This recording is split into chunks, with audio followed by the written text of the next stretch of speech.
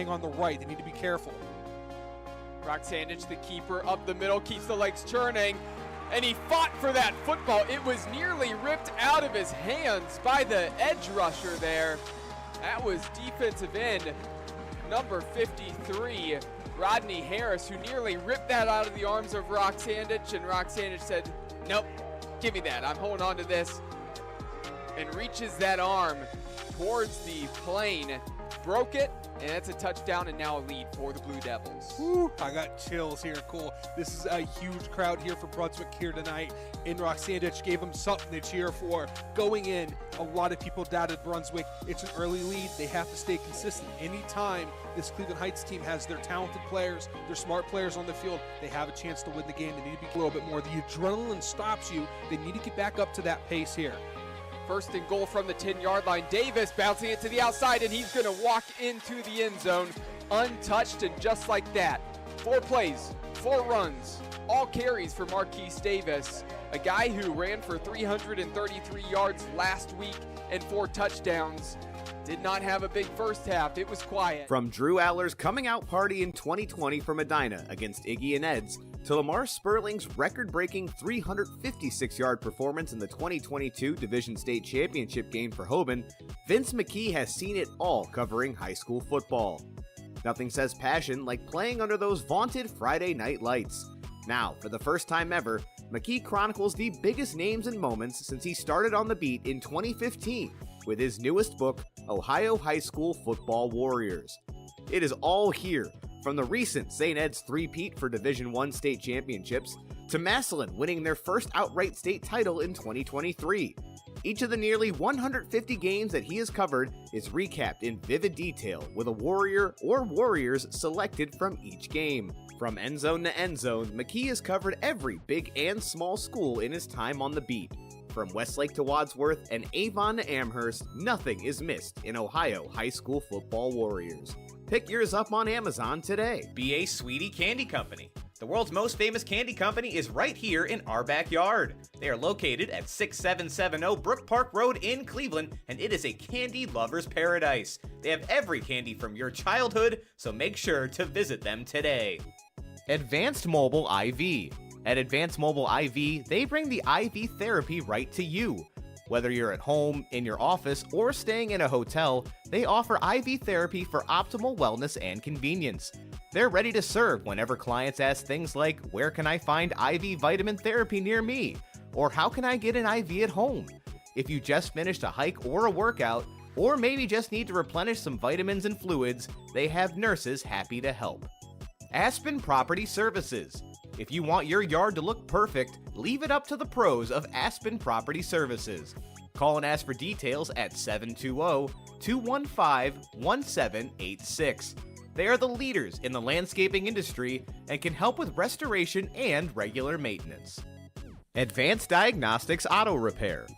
If you want dealership quality at a fraction of the cost, visit Advanced Diagnostics Auto Repair at 23779 Lorraine Road in North Olmsted, and you won't be disappointed. You need a repair shop that you can trust, and they know the repair process is all about customer service. How they treat their customers is just as important, if not more important, than the quality of services they provide. They are always willing to discuss your repair needs before, during, and long after your visit. They treat you like family and won't stop until you're completely satisfied and road ready. 410 Painting. A great paint job will help double your property's worth and feel. Looks are everything when it comes to a great first impression, and Brent Phelan of 410 Painting understands that. His quality of work can be seen at every level. He's dependable, conscientious, professional, and flexible. Add-ons and changes are answered with a smile, as 410 understands your ever-changing needs. At 410 Painting, it's dedication and quality you can see. Run some type of rule out here if they're going to pass it, but there is an overhang on the right. They need to be careful.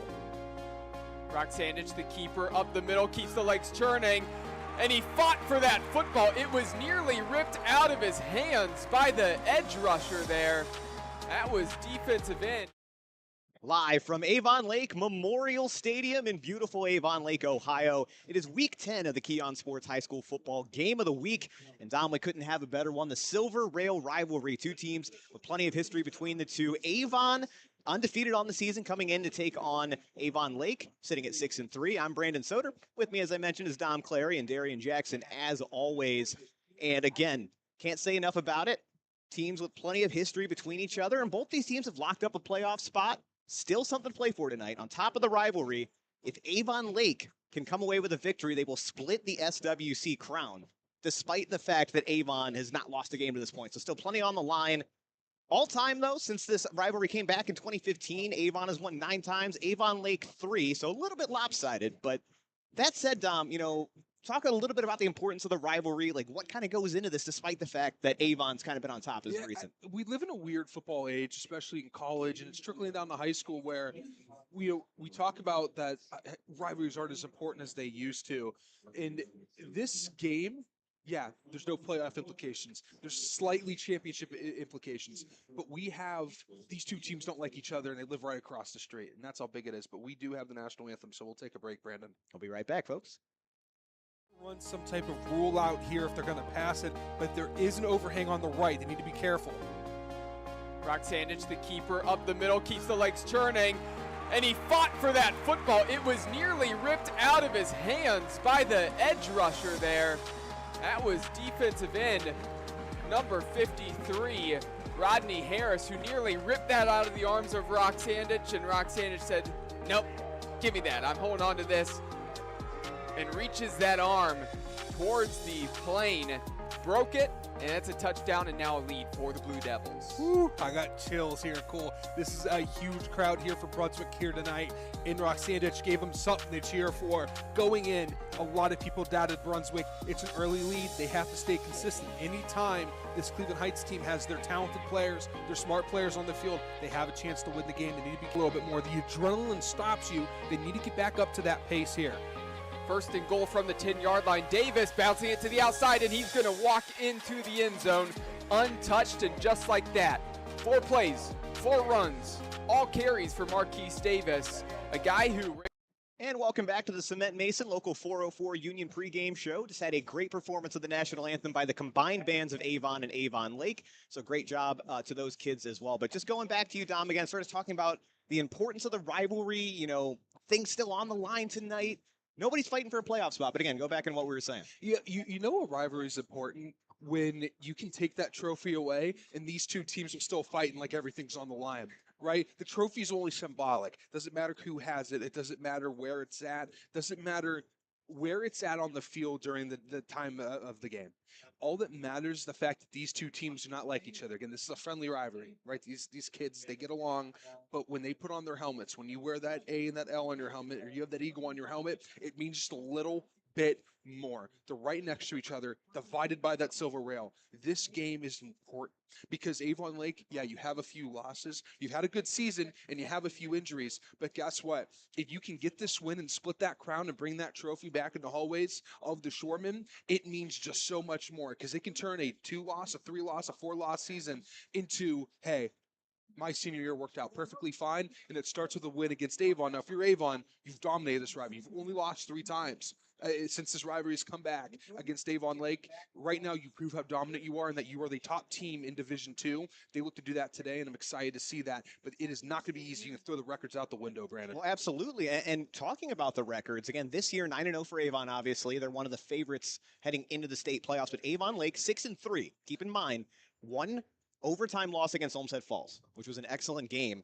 But then 2 losses in the middle of the year. It was Benedictine, and the other one's is escaping me at the moment. But they had 2 losses without starting quarterback Alex Alfalter, right? So he's back for this one. So that record may not even necessarily be indicative of what we have seen from Avon Lake this year. Been an excellent team. They're coming off a walk-off win last week against a good North Ridgeville squad.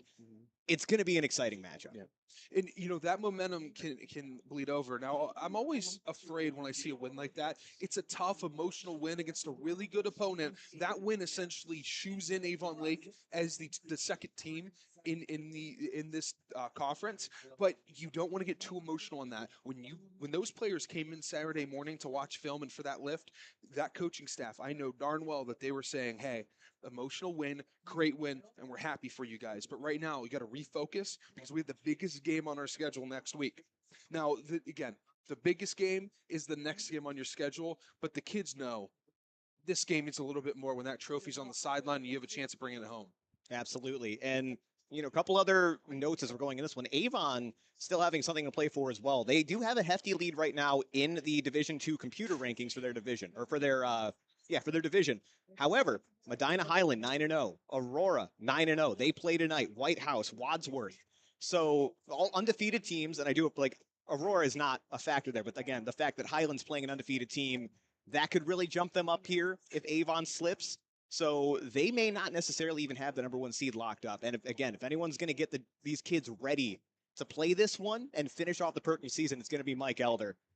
But teams getting ready to take the field here. One other note as well, we like to highlight any players that have been looked at the college level, D1 level, and we get that on both sides this week, right? Ryan Day of Ohio State, obviously, has gone and visited games for both Avon and Avon Lake at this point. Maxwell Riley, the senior offensive tackle for Avon Lake, Ohio State is one of his top 7 schools currently. On the Avon side, Jacob Weatherspoon, 4-star cornerback. He's got offers all over the board. Jeremiah Kelly on that side. Unfortunately, we won't see him tonight, but Luke Stewie committed to Virginia Tech, his father's alma mater. He's the wide receiver for Avon Lake, who has been an absolute stud as well. His father, an NFL player for the Carolina Panthers. Again, a lot of talent on both sides, but right now, it doesn't matter what offers you have. It doesn't matter what division you're going to. It doesn't matter what your plans are after this game. All that matters is your feet are in Avon Lake, whatever uniform you're wearing. It doesn't matter because these players know exactly what's on the line. We have a great atmosphere. We have a packed crowd on both sides. Student sections ready to go on both sides. We're going to have a great game here today. Make sure to tune in. And I do want to highlight, you can find this rivalry right here at Vince McKee's Northeast Ohio High School rivalries. Make sure, it's chapter 3 on this. Yep. I think you might have a chapter in this. I know I have a chapter in this, but again, it has every game that they've played in that series. So if you're interested in that rivalry, make sure to find that. Reach out to Vince McKee. He's the author of that book, and this is one of the biggest games in Northeast Ohio. And we just heard the sailboat, so I think that's time for us to end the postgame show, Brandon. Yeah, absolutely, guys. Teams getting ready to storm the field here. Again, an exciting one here from Avon Lake. Silver Rail rivalry, Avon Lake. We'll be back after this. Run some type of rule out here if they're going to pass it, but there is an overhang on the right. They need to be careful. Brock Sandich, the keeper, up the middle, keeps the legs churning. And he fought for that football. It was nearly ripped out of his hands by the edge rusher there. That was defensive end number 53, Rodney Harris, who nearly ripped that out of the arms of Brock Sandich. And Brock Sandich said, nope, give me that. I'm holding on to this. And reaches that arm towards the plane. Broke it, and that's a touchdown and now a lead for the Blue Devils. Woo, I got chills here. Cool. This is a huge crowd here for Brunswick here tonight. And Brock Sandich gave them something to cheer for. Going in, a lot of people doubted Brunswick. It's an early lead. They have to stay consistent. Anytime this Cleveland Heights team has their talented players, their smart players on the field, they have a chance to win the game. They need to be a little bit more. The adrenaline stops you. They need to get back up to that pace here. First and goal from the 10-yard line. Davis bouncing it to the outside, and he's going to walk into the end zone untouched, and just like that, 4 plays, 4 runs, all carries for Marquise Davis, a guy who ran for 333 yards last week and 4 touchdowns. Did not have a big first half. It was quiet, and he shows up on the first drive right when the Tigers need him, 10-6. He gets that edge. There's no one that can catch him. There needs to be someone right in front of him if they want any hopes of stopping Marquise Davis. He has that. If you're Cleveland Heights, you can use Brunswick's game against them. Still 8 minutes to go, but continue to run the ball, run the clock, and you have an opportunity for a fresh set of downs before making it into the end zone. Davis slipping through a couple tacklers, keeps the legs churning. Nobody could bring him down. Was touched back around the 8-yard line and just kept dragging defenders. And that's why the type of running back prospect we've been. Happen to the green wave on the other end. Here an option, this one going to be a pitch to the outside. Got a block and going to step into the end zone right around the corner. Nice blocking there by the wide receiver, setting that edge and giving some room for number 30, Andre Jenkins, the sophomore, to make his way into the end zone untouched. And also credit to Elijah Gray on that pitch, well timed on the driving once again, looking to get their first win of the season and break that 9-game win streak for Holy Name dating back to 2013. But right now, Holy Name, they need to get a stop here. I know it's early in this game, but things are trending the way of Normandy. And a lot of it's because of Elijah Gray, the quarterback, trying to make a man miss an open field. He does.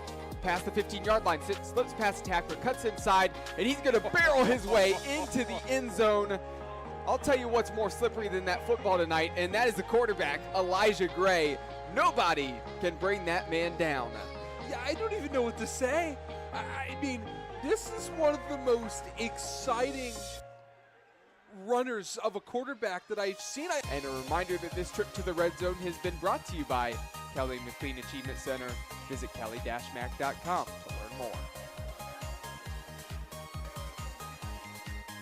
2nd and 2 from the 5. Have to get to the 3-yard line to pick up the first down. Rodriguez on the carry. Looks like he's going to get close and just enough to move the chains down at the 2. 1st and goal. That's nice having that first down marker right there. Now you have 4. Welcome back, folks. Key on Sports High School Football Game of the Week for Week 10. Also want to thank you all for listening to the Cement Mason Local 404 Union pregame show with myself and Dom. Again, Darian Jackson with us tonight as well. It's the Silver Rail Rivalry. Undefeated Avon taking on 6-3 Avon Lake. Avon Lake will receive the ball to start off today. They are in black uniforms with the red helmets. Avon in white with the yellow helmets. That ball is up. Going to be fielded at the 20-yard line. Returner making his way up the middle of the field, avoiding a couple tackles, has a little bit of space, caught up and brought down just short of the 35-yard line. A good return to get things started for the Shoremen. One thing to note for this game, didn't talk about it in the pregame show. Last time, the game of the week that we had broadcast, this is before me and you were together, their game of the week, special teams was the factor. One of the Vancourt brothers had a huge impact on special teams a few years ago. And again, no more Vancourts, but they still do. Avon Lake has huge impact from their defensive players, special teams players. That's going to be the difference here today if this game is close down the stretch. And we're going to see Avon Lake's offense with the first crack at it, led by senior quarterback Alex Afhalter. Was hurt earlier this season, but is back now calling plays for Avon Lake, and he's going to throw it right off the rip, but he's going to face pressure and brought down for a sack. He's going to lose 5 yards on the play. Was looking for somebody deep downfield. Receivers never got open, and he goes down early. Yeah, one wide receiver pushed out. The other one couldn't create space. It doesn't matter who your other wide receivers are, you're going to miss Stewie when he's not out there, and he is injured here today, as we mentioned in the pregame show. So someone's going to have to step up here today. 2nd and 15 now from the 25. It's going to be pistol formation. 2 receivers to the far side, 2 near. There's one back in the backfield, pistol formation for Afhalter. This time going to be a handoff. Back takes it, fumbles. That ball's on the ground. It's loose, and Avon's got it. Reached the ball out to extend the yardage as he was going down. It gets popped out, and Avon now going to have excellent field position for their opening drive.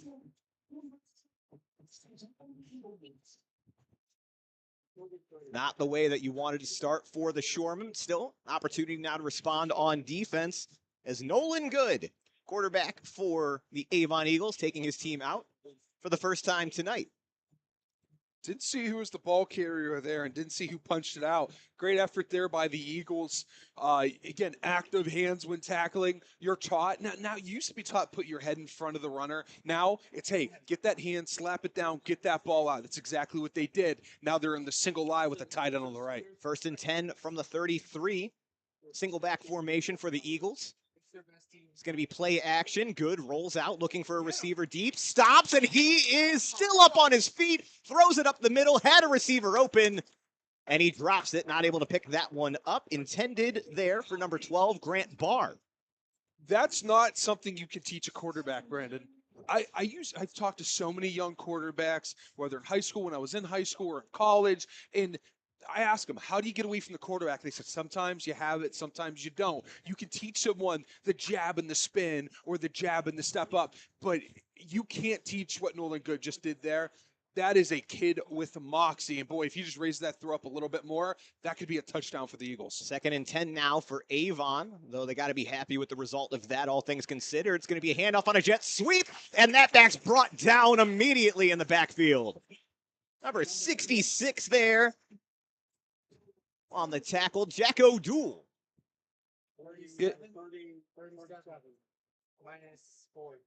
So that was Jack O'Toole there? Yeah, it was the Yeah, name that number not on there. He deserves to be, though. We did have that issue previously on week 1 when we covered Avon Lake. That's Jack O'Toole. Physical hands, aggressive kid there on the edge. Just great effort there by O'Toole. 3rd and 14 now for Avon. Shoremen looking to get their defense off the field. Good's going to look to throw. Now going to take off. Has one man to beat. Gets past him. He's going to get to the sticks and run out of bounds. Just past the 20. Fresh set of downs for Avon. And so far, Nolan Good doing it on his own, keeping the drive alive. And this trip to the red zone is brought to you by the Kelly McLean Achievement Center, your private tutoring, ACT prep, college consulting, and athletic recruiting resource. Nowhere to throw. Good pocket, but there was a lane to run. He took it about 16 yards there for Good. Great effort there by the young quarterback. 1st and 10 from the 20 now. Good. Play action, quick throw. Receivers got it, met at the 15, falls forward, picks up a couple more yards. That's going to set up 2nd and short for the Eagles. That was Alex Arini there on the reception for Avon. Setting up again now. Going to be 2nd, 3 yards to go. We'll put him in goal to go territory. Pistol formation for Avon. Avon thinks Avon Lake jumped. Took a second, and then the ref did decide to throw a flag, and that's going to be encroachment on the Shoremen. Be 1st and goal for Avon. Yeah, this mental mistakes are going to be key here for Avon Lake. You cannot make mistakes when you're the underdog. Doesn't matter if it's a rivalry or not. You just can't make these mental mistakes. Now going to be 1st and goal from the 8 for Avon. Good. Going in pistol formation. He's got 1 receiver to the near side, 2 out far, 1 back in the backfield. Handoff. Actually, no, keeps it himself and is met at the line of scrimmage. Big stop there by the Avon Lake Shoremen. Eric Van Ewen coming in on the tackle. Again, a couple times when Avon's tried to run the ball, Avon Lake's been able to kind of sniff out what they're doing. No real loss on the play there, but still, excellent job by the Shoremen defense. Yeah, the defensive line does a good job. Had a few issues on getting to the quarterback and bringing him down, but that was good execution there, securing the edge and not allowing Good to find space. 2nd and 10. Now going to be a fade to the left side of the end zone, and that's caught. Touchdown, Avon. Grant Barr on the reception. No doubt Good was going to him as soon as he got that ball, put up a fade to that back corner of the end zone. He hauls it in. It's an early 6-0 lead for Avon. He put the ball where no one else could get it. The Terry Bradshaw special is what I like to call that. That's how that guy's in the Hall of Fame. When you have a good wide receiver, sometimes you just got to know, hey, I'm going to put this. He may not be able to get to it, but I know the Shoremen won't be able to. I'm going to put it there and see if he can get it. And Barr proved Good right there. Reached up, grabbed it, brought it down. It showed the fans what he had. Great effort there. And Owen Warwick puts that extra point up and through. So 7-0 in favor of Avon. 8 minutes, 39 seconds to go here in the first quarter. So your defense came up in spots at points, but again, very tough position if you're Avon Lake starting on your own 30. Now offense going to go back out there. Chance to settle the nerves. Never really got things going on that first drive. We'll see how they respond. So two goals here. Well, 3 goals. All right. Goal 1, secure the ball. Goal 2, do not have a negative negative yard in your first 3 plays. That's goal number 2. Goal 3, move the chains once or twice. I think once you can move them once or twice, you'll build that confidence up to then continue going. Sometimes all it takes is just moving it once or twice to get that momentum going forward. We're going to get ready to kick off here. 1 returner deep for the Shoremen. Still plenty of time left in this one. Again, got a feeling we're in for an exciting game tonight, folks. You're watching the Silver Rail Rivalry, our first time broadcasting this on video here in Avon Lake. Ball is up. Going to get fielded right around the 15. Returners up the far side. Now cuts his way back in. Makes a couple people miss. Now to the outside. He's got a lane. He's to the 50. Knocked out just past midfield. Huge return there for Avon Lake as the momentum starts to shift back towards the Shoremen. Special teams, Brandon. The Shoremen, they traditionally have a great special teams unit. They're coached up well, and sometimes just getting on the positive side of the field or just getting right on it, boy, they're right on the 50, is sometimes all you need to get momentum going forward. Now, move the chains a few times. You'd feel good, get near the red zone, take a deep shot. Things can get cooking here for Afhalter. Man, that's 2 good returns to start the game for Avon Lake. Got a feeling that's going to come into play later. 1st and 10 from the 50. Afhalter in shotgun sends a man in motion. Going to be a handoff. Back making his way up the middle of the field. He's brought down after a gain of 6. Nice power run there for the Shoremen. Look like number 28 there on the carry. That would be Ezra Jones. So despite the fumble, going right back to that running game, and good chunk gain on 1st down, about all you can ask for if you're Avon Lake. 2nd and 4 now, officially in Avon territory. Offense spread out again, 2 receivers to the near side, 1 out far, 1 back in the backfield. Afhalter going to keep it himself off of play action. He's got a 1st down, still pushing forward. He's going to gain about 6 on the play. That's enough for an Avon Lake 1st down.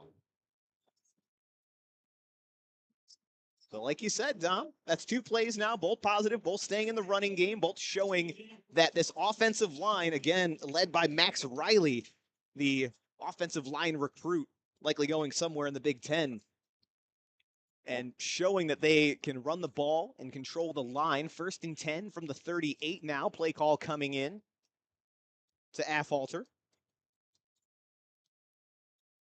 Pistol formation. Receivers bunched in close. Avon showing blitz. They bring pressure. Quick outlet pass. Receivers got it. Brought down after a gain of 5. Another positive play for the Shoremen. Good throw on rhythm there. Love to see that there from Afhalter. He's a good on-rhythm thrower, but he's an improviser too. Avon has to be careful of that young man. He's going to find some people deep downfield, but those rhythm passes are going to set him up early. Number 28, Ezra Jones, looks like to be the main ball carrier. He's a junior. Anthony Benedict, he's in a boot. He will not be playing. He is not in gear here today. Going to be 2nd down and 5 now for Avon Lake. Spreading back out. 3 receivers out to the near side. 1 out far. Afhalter, shotgun formation. Avon creeping up again, showing pressure, coming right up the middle. Afhalter's got to move, and he's brought down for a sack. Number 88 there for Avon. Sean White came right up the middle, shed his blocker, and brought him down. Afhalter never had a chance. Now, again, he's a good improviser, but it's hard to do anything when you got 3 Eagles right in your face. I mean, that's tough. Avon, good job bringing pressure from all different sides. Avon Lake, now they need 10 here. Then they can do it. This team's capable of it.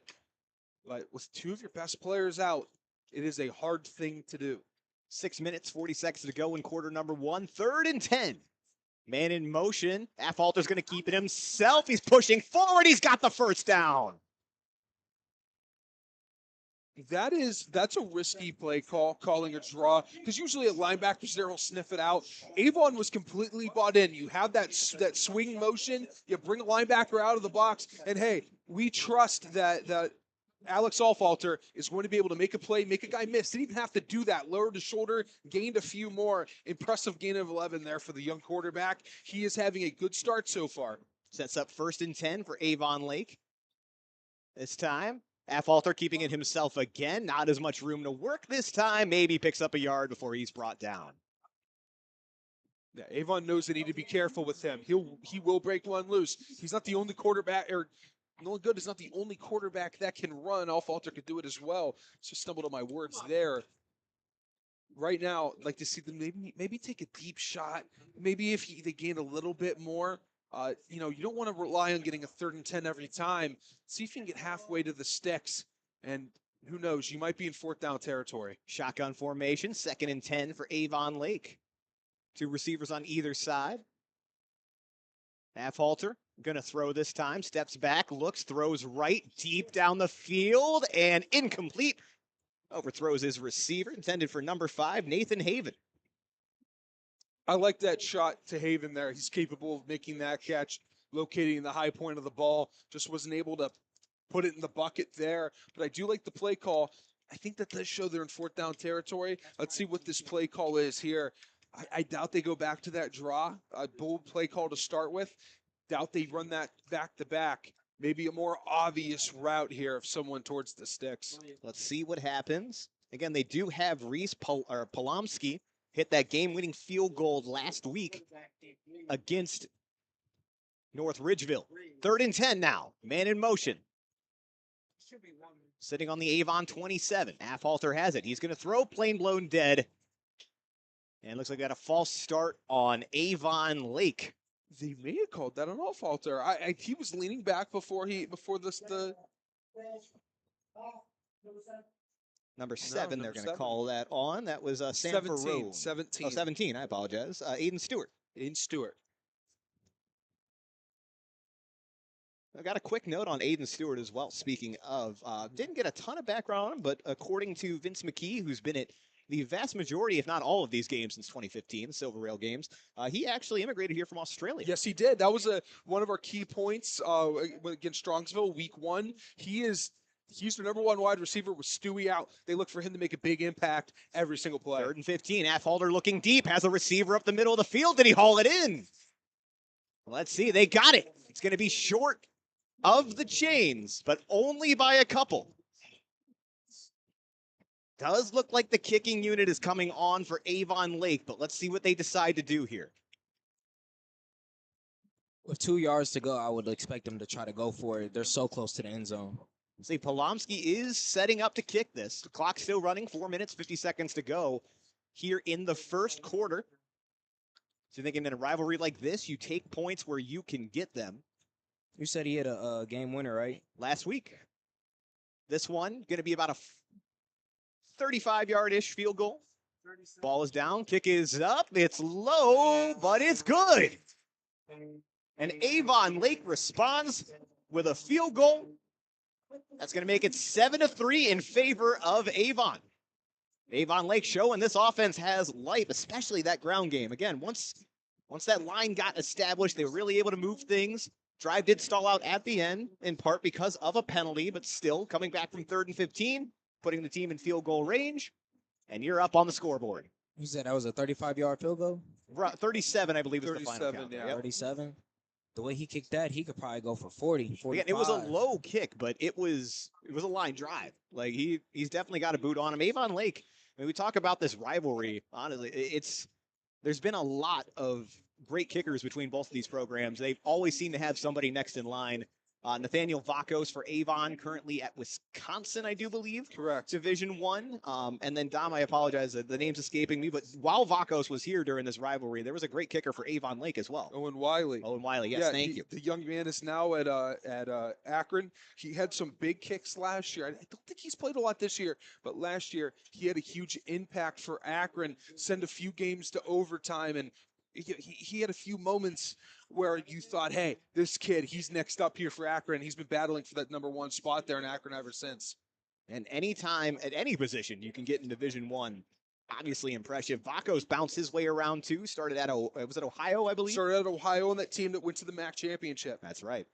Made his way up, but went with Luke Fickle up in Wisconsin. Ball's going to roll out of the back of the end zone for a touchback. So Avon Going to send their offense out for the second time today, starting at the 20-yard line. Again, last time recovered a fumble deep in Avon Lake territory. Only took a couple of plays to get into the end zone, put up 7. This time, they're going to have to march 80 yards if they want to do the same.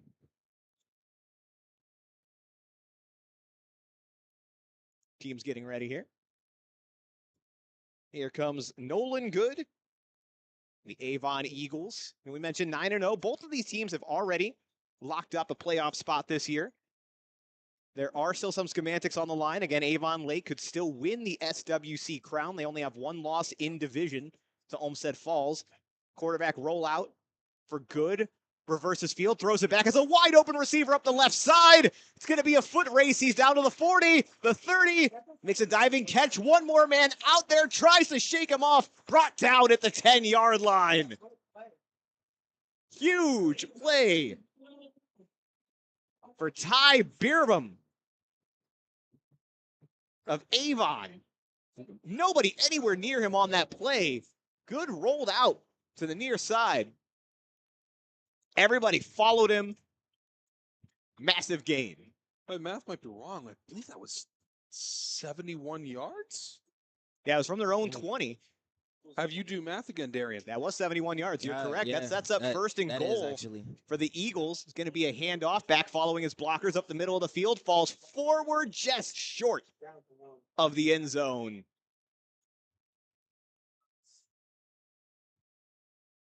Try to grab who the running back was there. That was Quante Smith with the carry for Avon. Second and goal now from the 1. Single back formation. Good. Getting handed off again. Smith has it, and he's in this time. Touchdown, Avon. And in just 3 plays, able to respond to Avon Lake. 6 more points up on the board. And boy, just a reminder of just how explosive this Avon Eagles offense can be. So we set up for the extra point. Owen Warwick will attempt it for the second time tonight for Avon. The left-footed kicker. Senior for Avon. Ball is down, kick is up, and it is good. And there's a flag on the play.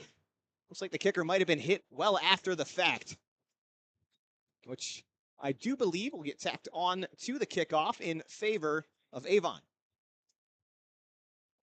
About to say, you could really see the poise in Avon's offense. Very patient, and clearly they got probably the largest pass we're going to see tonight.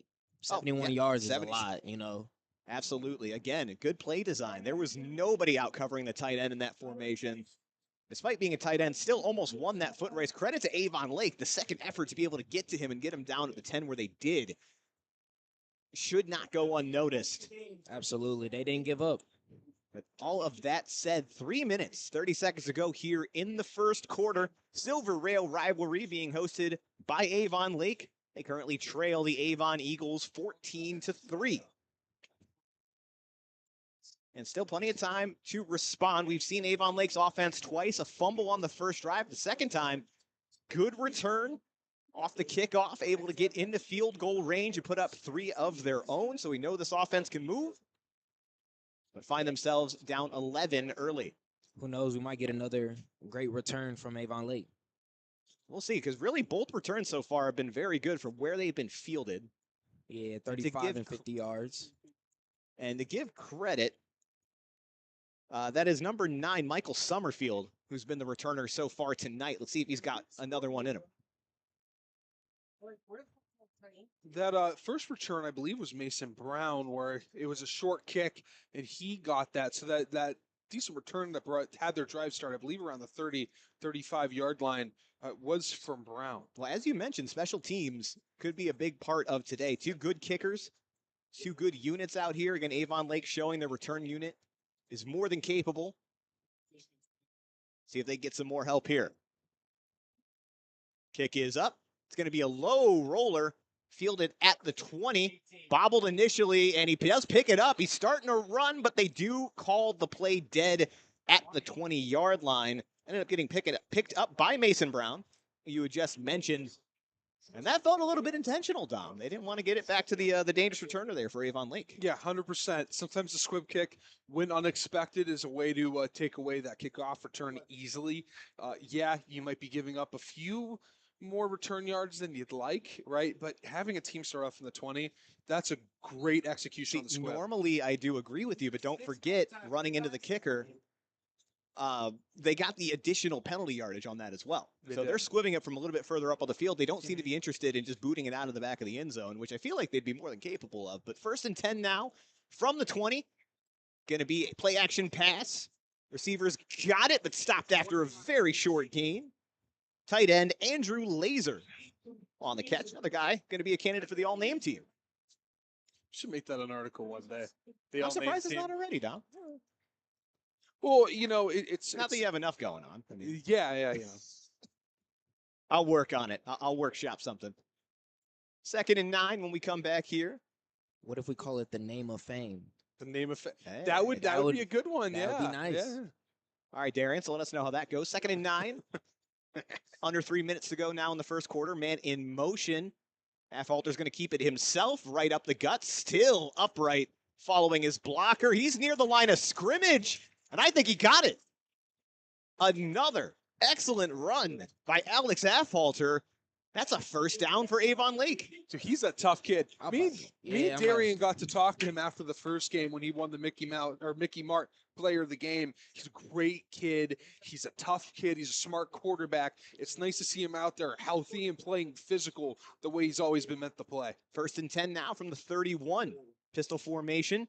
Avon sending pressure. Run right up the gut for Avon Lake. He's going to pick up a couple. 43 for Kowalski, right? They pick everybody back up off the play. Number 24, Alex Kowalski, the ball carrier there for the Shoremen. If they can just get that running game more effective with different running backs in there, and you would like to see Kowalski be that guy back there for him, but right now they're struggling. Outside of Affolter, it's been tough to get that run game going. 2nd and 8 now from the 33-yard line. Going to be a play action handoff, but Avon sniffed that out immediately. Did not buy it for a second. Number 60, Lance Dawson, in on that sack. That's going to be 3rd and long now for the Shoremen. Avon does a really good job, at the point of contact, getting penetration, in finding the ball, locating it well, in making a break on it. They do a phenomenal job, whether it's defensive end, defensive tackle, nose guard, doesn't matter, as they have 3 down right now. They're going to have a lot of cornerbacks and linebackers out there, but boy, with a 3-man rush, this team can still get to the quarterback. 3rd and 13. Looked like Avon might have jumped, but no flag yet. Pass up the middle of the field. Receiver is going to be brought down short of the original line of scrimmage. Avon Lake's going to have to punt this one away. Now 40 seconds to go and counting here in the first quarter. Yeah, they did move. Avon did move. No one, I think, was over the ball when it was snapped. I mean, that's good awareness by the center there to try to snap it, catch someone off. But I don't think someone was off at the moment. I think they just moved a little bit, but not enough to call neutral zone infraction. 2 returners deep for Avon Lake. Pulomsky going to kick this one, fielded at the 35-yard line. Returner not going to get any extra yardage, though. He's brought down immediately. Good coverage by the Shoremen special teams unit. That was number 15, Aiden Conley, the return man for the Eagles. They'll have time for about one more play, 10 seconds rather, to go here in the first quarter. Well, let's say slow-moving first quarter, if that's the case, Brennan. It's a rivalry game, man. You never know. We've had those this year, man. Like, and games where you get a lot of passing and great defense. Definitely seen it, but so far things are moving here. Bringing it up, we're covering a rivalry today. You mentioned how I got enough on my plate. Tomorrow, we'll have an article and live stats on Twitter. But the Battle of I-75, Bowling Green and Toledo. Yes, I'll be paying close attention to that. Yeah, probably one of the most, when it comes to quality of games, it's one of the best rivalries in all of college football. I mean, next to Pitt and West Virginia, maybe Oregon State, maybe Bedlam. It's one of the most competitive rivalries that you will find, and especially in Ohio as well. Very familiar. I've got close family that went to Toledo, so we will be watching, Dom. 1st and 10, play action pass. Good looking, throws up the near side of the field and through the hands of the intended receiver. Was looking for number 16, Tyler Kaufman. About 4 seconds. We'll have time for one more play before the first quarter wraps up. Yeah, he really floated that one. Couldn't find, I mean, he did find him, but not in stride. He had to really turn, couldn't get his arms in the right angle to secure that ball. Again, it's not a bad ball at all. Should have been caught, but if he leads him a little bit more, we might be watching him prance towards the end zone. 2nd and 10 now. 3 receivers out to the far side. It's going to be a handoff, though. Strong side. Back makes a couple man miss and brought down after a gain of about 7 there. Looked like they were thinking about moving the chains, but stopped there. But either way, that's going to do it for us in quarter number 1. You're watching the Keon Sports High School Football Game of the Week. Avon Lake Eagles currently leading this one 14-3. We'll be back after these messages. This week's Keon Sports Game of the Week is brought to you by Balance Approach. Balance Approach focuses on helping businesses think strategically, develop the people on their team, build and deliver a superior client experience, and plan for the future. They also specialize in working with individuals new to sales and leadership roles within an organization to help develop their skill set and effectiveness as a leader. Get unstuck for good. Carl's Transport LLC. If you need a reliable lift in a vehicle that's safe, clean, and comfortable, then your first and only call needs to be to Carl at Carl's Transport. He's the leader in the mobile transportation business. You can reach him at 440-829-2287 for all your transportation needs.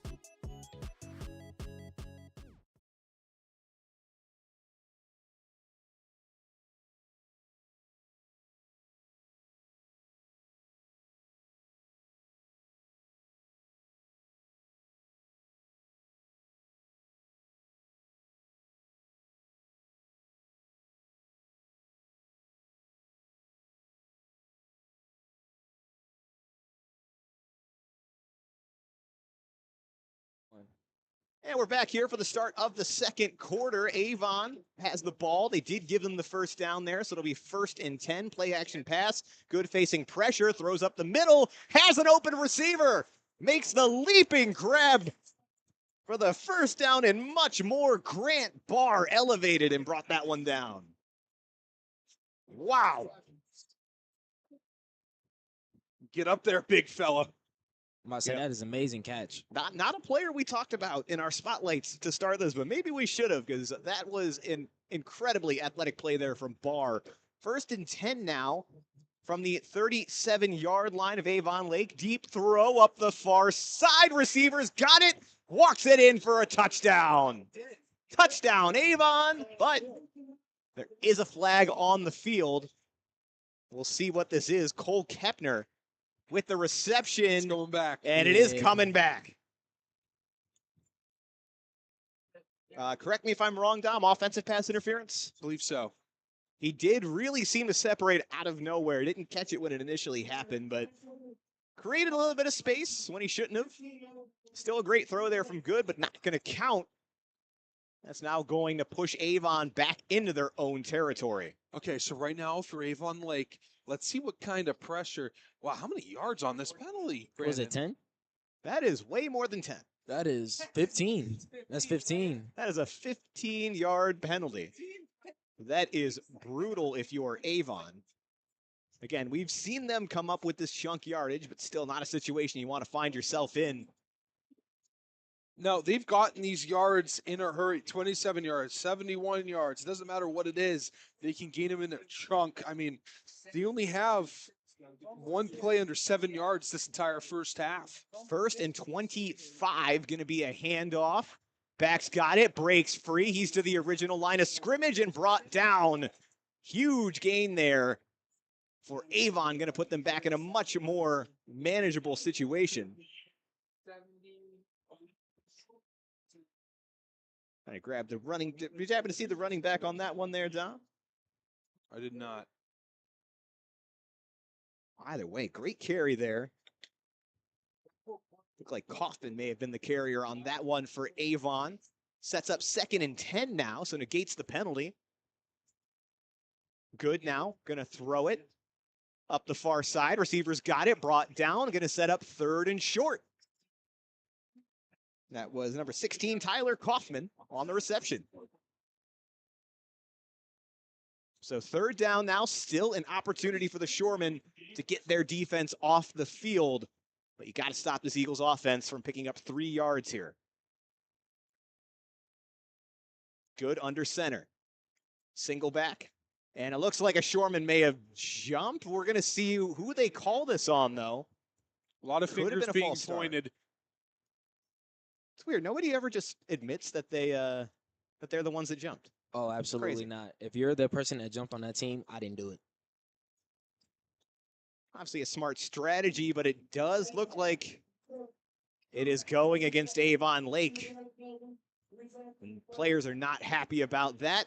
It's going to be a 1st down, though, for the Eagles. So Avon Lake saying, hey, tackle moved, then he reacted. That's what happened there. But what really happened is when you're the tackle and a defensive player goes in the neutral zone, if you move, that's on the defense there.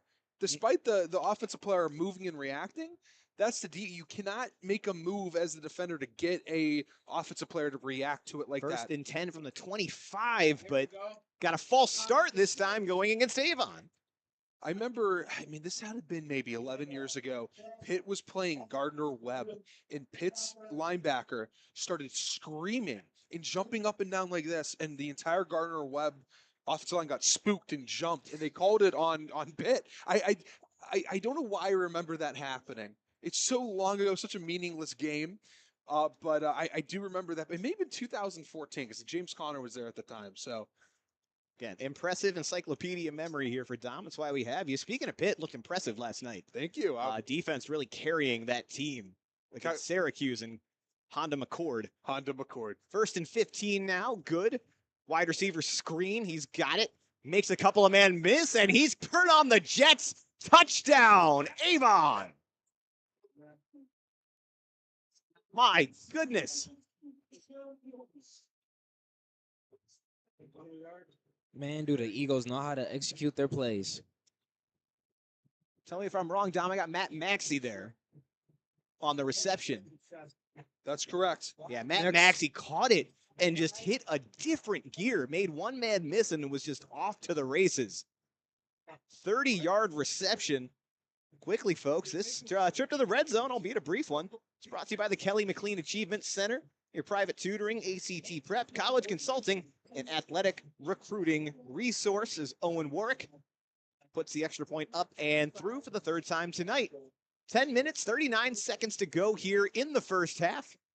Avon currently leading Avon Lake 21-3. Folks, speaking of the half, make sure you stick around for our Cement Mason Local 404 Union Halftime Show, where Dom Clary take you all around the world of Northeast Ohio high school football in a crucial Week 10. Teams jockeying for playoff position, maybe trying to fight for a spot.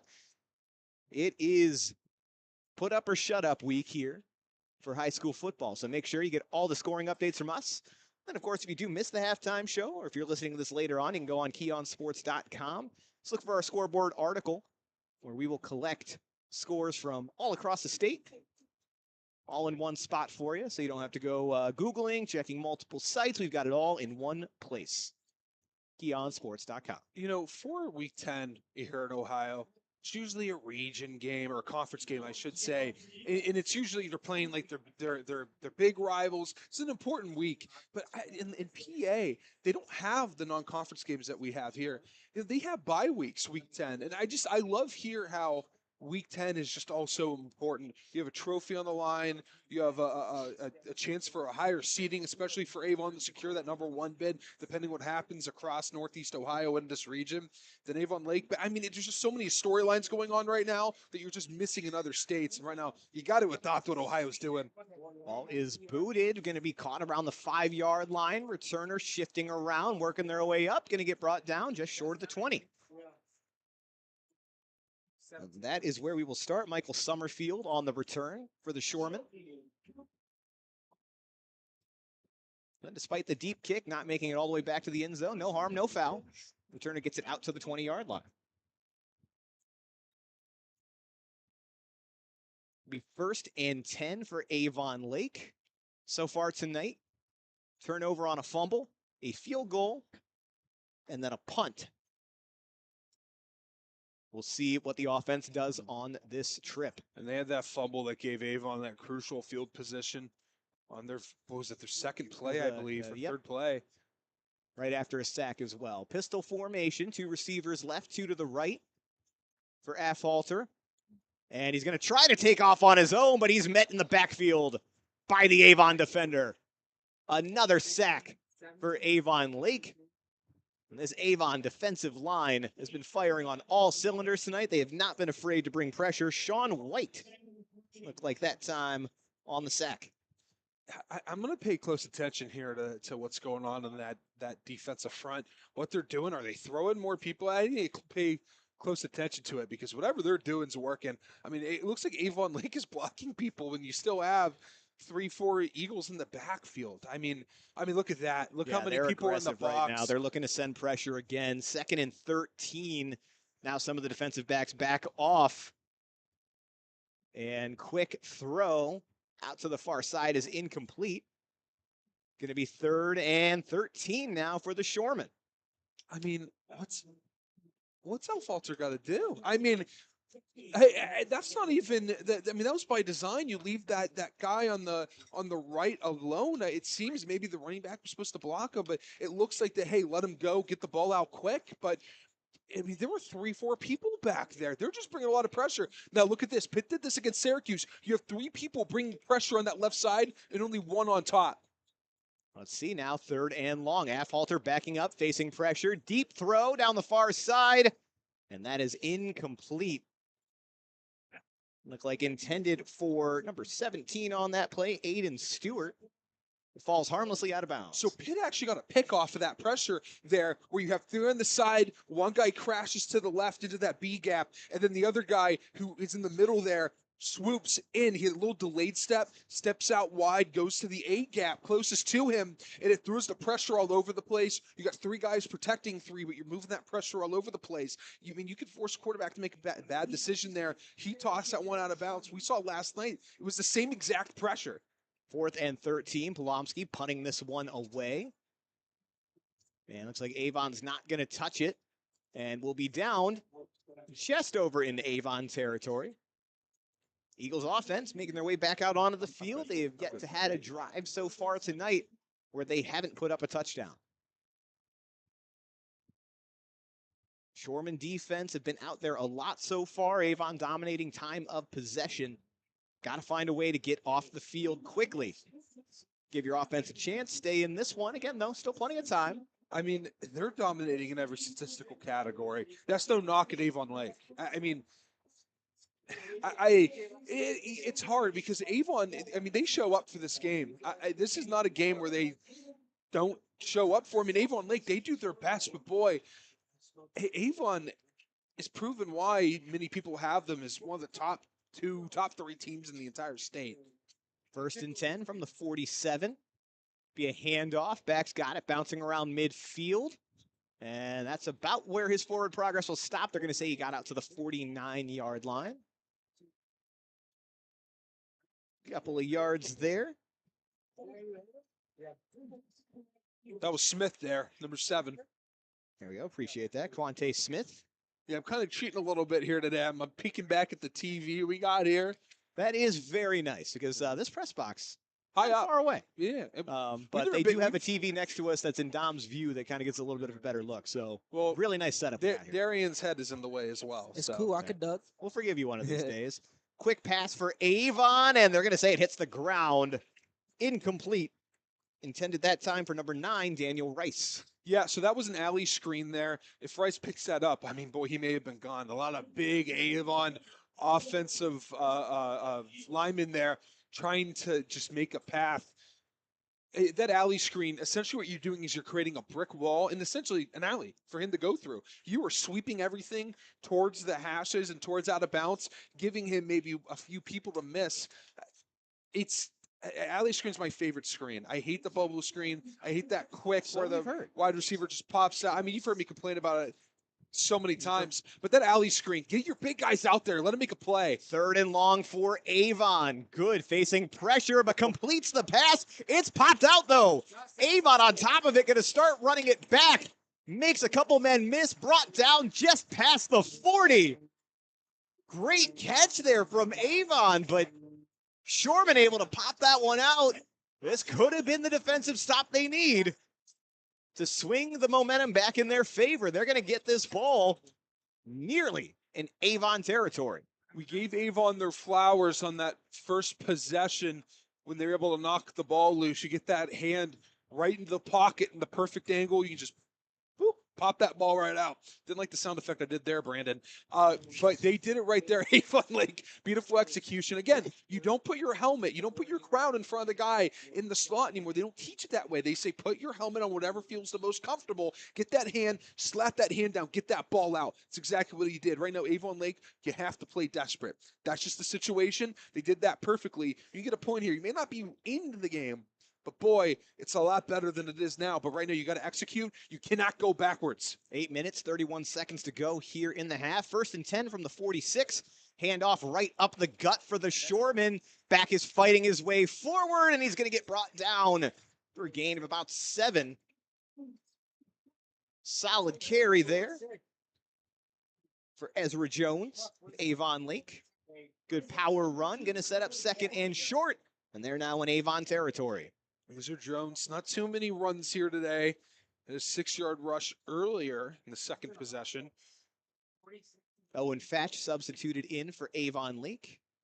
Now under 8 minutes, 2nd and 2. The power formation. Knew Dom was going to say something there. Handoff again. Back's got the first down, plus a couple. Another solid power run from Ezra Jones. The one thing I do love about Avon Lake calling their games is that they're not afraid to put a hand in the dirt and show, hey, we're an aggressive group of young men here ready to make a play. We're tough, we're physical, and we're gritty. That's what the power eye is there. No wide receivers. None of that fancy schmancy stuff that you see on Sundays and Saturdays. Not here. And guess what? They're doing it again. If you want to load that box up, hey, we don't need a wide receiver. Everyone on the line, get a hand in the dirt. 1st and 10, handoff again. Back's got it. Picks up maybe 4 yards on the play. Ezra Jones again on the carry. And Dom, I know both sides aren't running the power eye, but this may be the first matchup we've seen this year where both quarterbacks not afraid to go under center and run more pro-style offense. Typically in high school, you get a lot of pistol, you get a lot of shotgun, but again, both teams have plenty of offensive plays kind of running out of a more traditional set. Avon Lake going to shift into shotgun, though, this time. 2nd and 6 from the 36. And it will be play action this time. Quick sidearm throw is incomplete, kind of ripped out of the hands there of Owen Fatch. That's now going to be 3rd down and 6 for the Shoremen. So this is like something that I like, but also kind of like a slide on Al Falter. But he's not afraid to move his arm angle down. Sometimes you need to do that. The ball will drop. It doesn't go exactly where you want it. Now, he's no stranger of doing it. We've seen him the past year or two being able to move his arm angle up and down, throw it up high, throw it down low. But maybe if he throws that a little higher, maybe it gets to its target. 3rd and 6, Afhalter designed run, met with pressure immediately as several Avon defenders made their way into the backfield, led that time by number 28, Owen Garcia. Now going to be 4th and 10. And it looks like the offense going to stay out there for Avon Lake. Yeah, got to avoid those negative plays. But, I mean, shout out to Avon and how they're able to throw so many different looks here. Again, I wouldn't be surprised if they threw another blitz out, even on 4th and 10.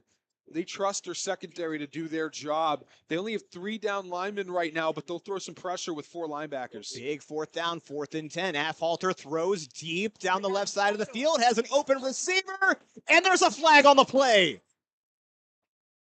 Looks like it's going to be pass interference on Avon. Who was that target there? Was that 9? Was that 14? I believe That was 9 that it was went out 9. there. So, okay, let's see who this Michael Summerfield. Okay. So good job by Summerfield, turning his body, stopping, getting his hands out. That ball's going right to him. But what I'm crediting is the fact that him stopping exactly where he was caused that defensive back to run right into him, not knowing the ball was coming that way. Great effort by Summerfield. No, you did not get the catch, but you're keeping this drive alive. You got 6 minutes left. You have 6 minutes to work with for, let's see, 25 yards until they can get into the red zone here. You're cooking good right now. Get the chains moving a little bit more. Do not move backwards. Be wary of the pressure that Avon's going to throw at you. Keep things moving. Keep being creative.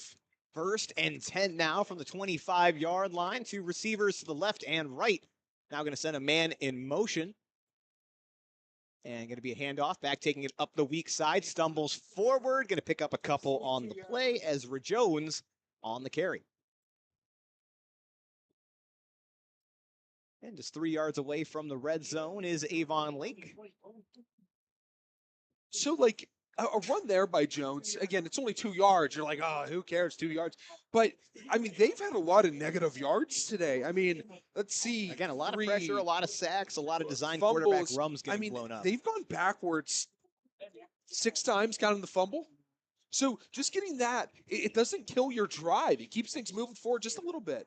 Going to be 2nd down now. Going to hand the ball right up the middle, and that's not going anywhere. Maybe gets back to the line of scrimmage. 3rd and 8, 5 minutes, 10 seconds to go here in the first half. Okay, I'll falter. Keep your head on the swivel now, kid. You're going to have pressure coming at you. Avon, they're not going to hold back. They're moving more to a nickel-dime coverage here, having as many secondary players as they can, moving some of the big boys out of there. But still, you can still throw pressure out of there. They're going to run a 3-3 odd. I don't think they run a stack, really. Let's see. But yeah, they're going to have 4 down linemen still here in this 3rd and long. They know this very well be 4th down territory here for Avon Lake. Linebackers initially creeping up. 3rd and 8. Affolter with some time, throws right up the middle of the field. Receivers got it, and he's in for the touchdown. Touchdown, Avon Lake. Aiden Stewart. The young man from Australia, great work there. He fought the pressure, held the ball in, and let the Eagles throw him right to the end zone. He's had to step up big since Stewie went down. That young man's impressive. He's a great wide receiver. And just seeing him succeed's great, man. Great player. Right now, Avon Lake, 4:32. Got to get a stop here after you make this. I think Stewart might be a little shaken up after that play. You can get a stop here, maybe get the ball back. You're back into this game. And we've seen him make a comeback before in this series. Absolutely. It's happened several times. Again, playoff history between these two teams as well. Doesn't matter what records either team's coming in with. It's always a great game. As Reese Polomsky going to try an extra point for the first time tonight. Line sets. Snap is down. Ball is up. And that kick is good. So an excellent drive there from Avon Lake. Keeping things alive. 4 minutes, 32 seconds to go here in the first half. Taking advantage of a turnover. Avon Lake now trailing Avon 21-10. So one thing I do want to highlight is that protection there. So you had the offensive line, they took all 4 right up front. Great job executing that. And then, so the zone side was the right side. So what that means is center, right guard, right tackle. You have everything to your right. You're sliding right, right? You're getting your kick slide. Everyone on the left, you're man. So that means the running back has to find a man on the left. He's not helping the right side. Right side, you're on your own. You're helping each other out. Left side, you have a man. Communicate with each other if there's a stunt. There was pressure on the outside. Cornerback blitz picked up perfectly there by Ezra Jones. Jones threw his shoulder at him. Nowhere near all falter. Beautiful blocking. That's why that play was able to happen. Great effort there by that front 5, and great effort by Jones. It's not highlighted enough where running backs make those blocks, but Jones, he was our workhorse on that drive, made a phenomenal play for that touchdown. And again, on a night where the pass rush has been such a key for Avon Lake coming up in a big spot there. Now getting close to the end of half, might start thinking about the clock. 4 minutes, 32 seconds. Avon's going to take over on offense. Avon does also get the ball at halftime. Or coming back from half, I should say. So we're ready to kick this one off. Blomsky boots it. Going to be caught, or actually going to land right around the 10. That's still bouncing, does eventually roll out. Looked like it was nearly going to take an Avon Lake bounce and stay in, but out of bounds there. Going to be decent starting field position now for the Eagles. You got to find a way. Got to find the will to get a stop here. It's tough. I know. This Avon team. If you're a defensive coordinator, I don't know what you're supposed to throw at them. You throw pressure, they pick it up. Good makes a great throw. Or you drop everyone back, they hand the ball off, they gain 32 yards. There's not a perfect scheme for this, but right now you got to dig deep into that bag. This is an impressive defensive group. They've been good all year long. You got to find a way to get them in the position to make a play, because right now they've struggled on defense, giving up 21 points so far in this first half. And this Avon team, they're looking for more. Throw something creative out of this team that runs the pistol. 1st and 10 from the 35. Get things started for Avon.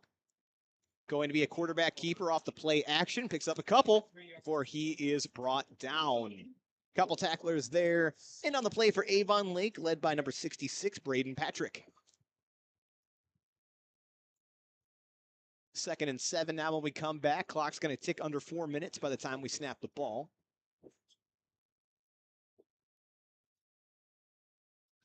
Yeah, we talk about it. Both of these offenses going into multiple sets tonight. Both well-coached, well-disciplined teams. 2nd and 7 now. 2 men going to go out in motion. Formation shifts. Nolan Good now by himself. Out of shotgun. Going to step back. Quick wide receiver screen. Receiver's got it. Has room up the middle of the field. Cuts back. Still going. And he's all by himself. Touchdown, Avon. That was Alex. Laundry on the field. There is a flag on the field in Avon Lake territory. So not back at the line of scrimmage. They're walking back, though, Brandon. Yep, they're bringing it back. This is going to be on the Eagles. So as we await that call, though, again, Reaney just on the wide receiver screen there. Took that, made a couple of defenders miss, and just took off. The speed across the board on this Avon team is incredible. There's not a strategy of how to catch that young man. Ugh. And let's see where they call this. They're still walking things back. Do you think they're going to get a first down still out of that? It wasn't a holding. Wasn't an offensive line penalty. If it was a holding, it was downfield. Yeah. Remember, it's a spot at the foul. So let's say if that holding takes place at it would appear that took place at the 31. Yeah, it was about the 30 where they threw the flag. So that would make sense where they're lining up. They're going to give it 1st and 10 from the 46-yard line. Quickly reminder, that last red zone trip brought to you by the Kelly McLean Achievement Center, your private tutoring, ACT prep, college consulting, and athletic recruiting resource. And we've got a flag before that gets off, and that's going to be a false start on Avon. So 2 penalties in a row, moving the Eagles back. You got to be able to feel the momentum shifting for Avon Lake. They got to take advantage of these penalties that Avon has done to themselves right now. Yeah, you have a golden opportunity here, Darian. That's a perfect call out there. I mean, right now, Avon, they're making mistakes, and you've gotten bailed out once there. Now you got to make a big opportunity on defense. Got to take advantage. 1st and 15, man in motion. Going to be a handoff on the sweep. Back's got some space. He'll have the first down. Follows another blocker. Tiptoeing. Steps out of bounds just past the 20-yard line. Great carry there for Avon. Going to move them into the red zone. And I just said it, but this trip to the red zone brought to you by the Kelly McLean Achievement Center. For private tutoring, ACT prep, college consulting, and athletic recruiting resource. Yeah, Brandon, that play can't happen there. You get someone in the backfield, you got to bring them down. I mean, that's what arm tackling will do to you. You got to bring them down.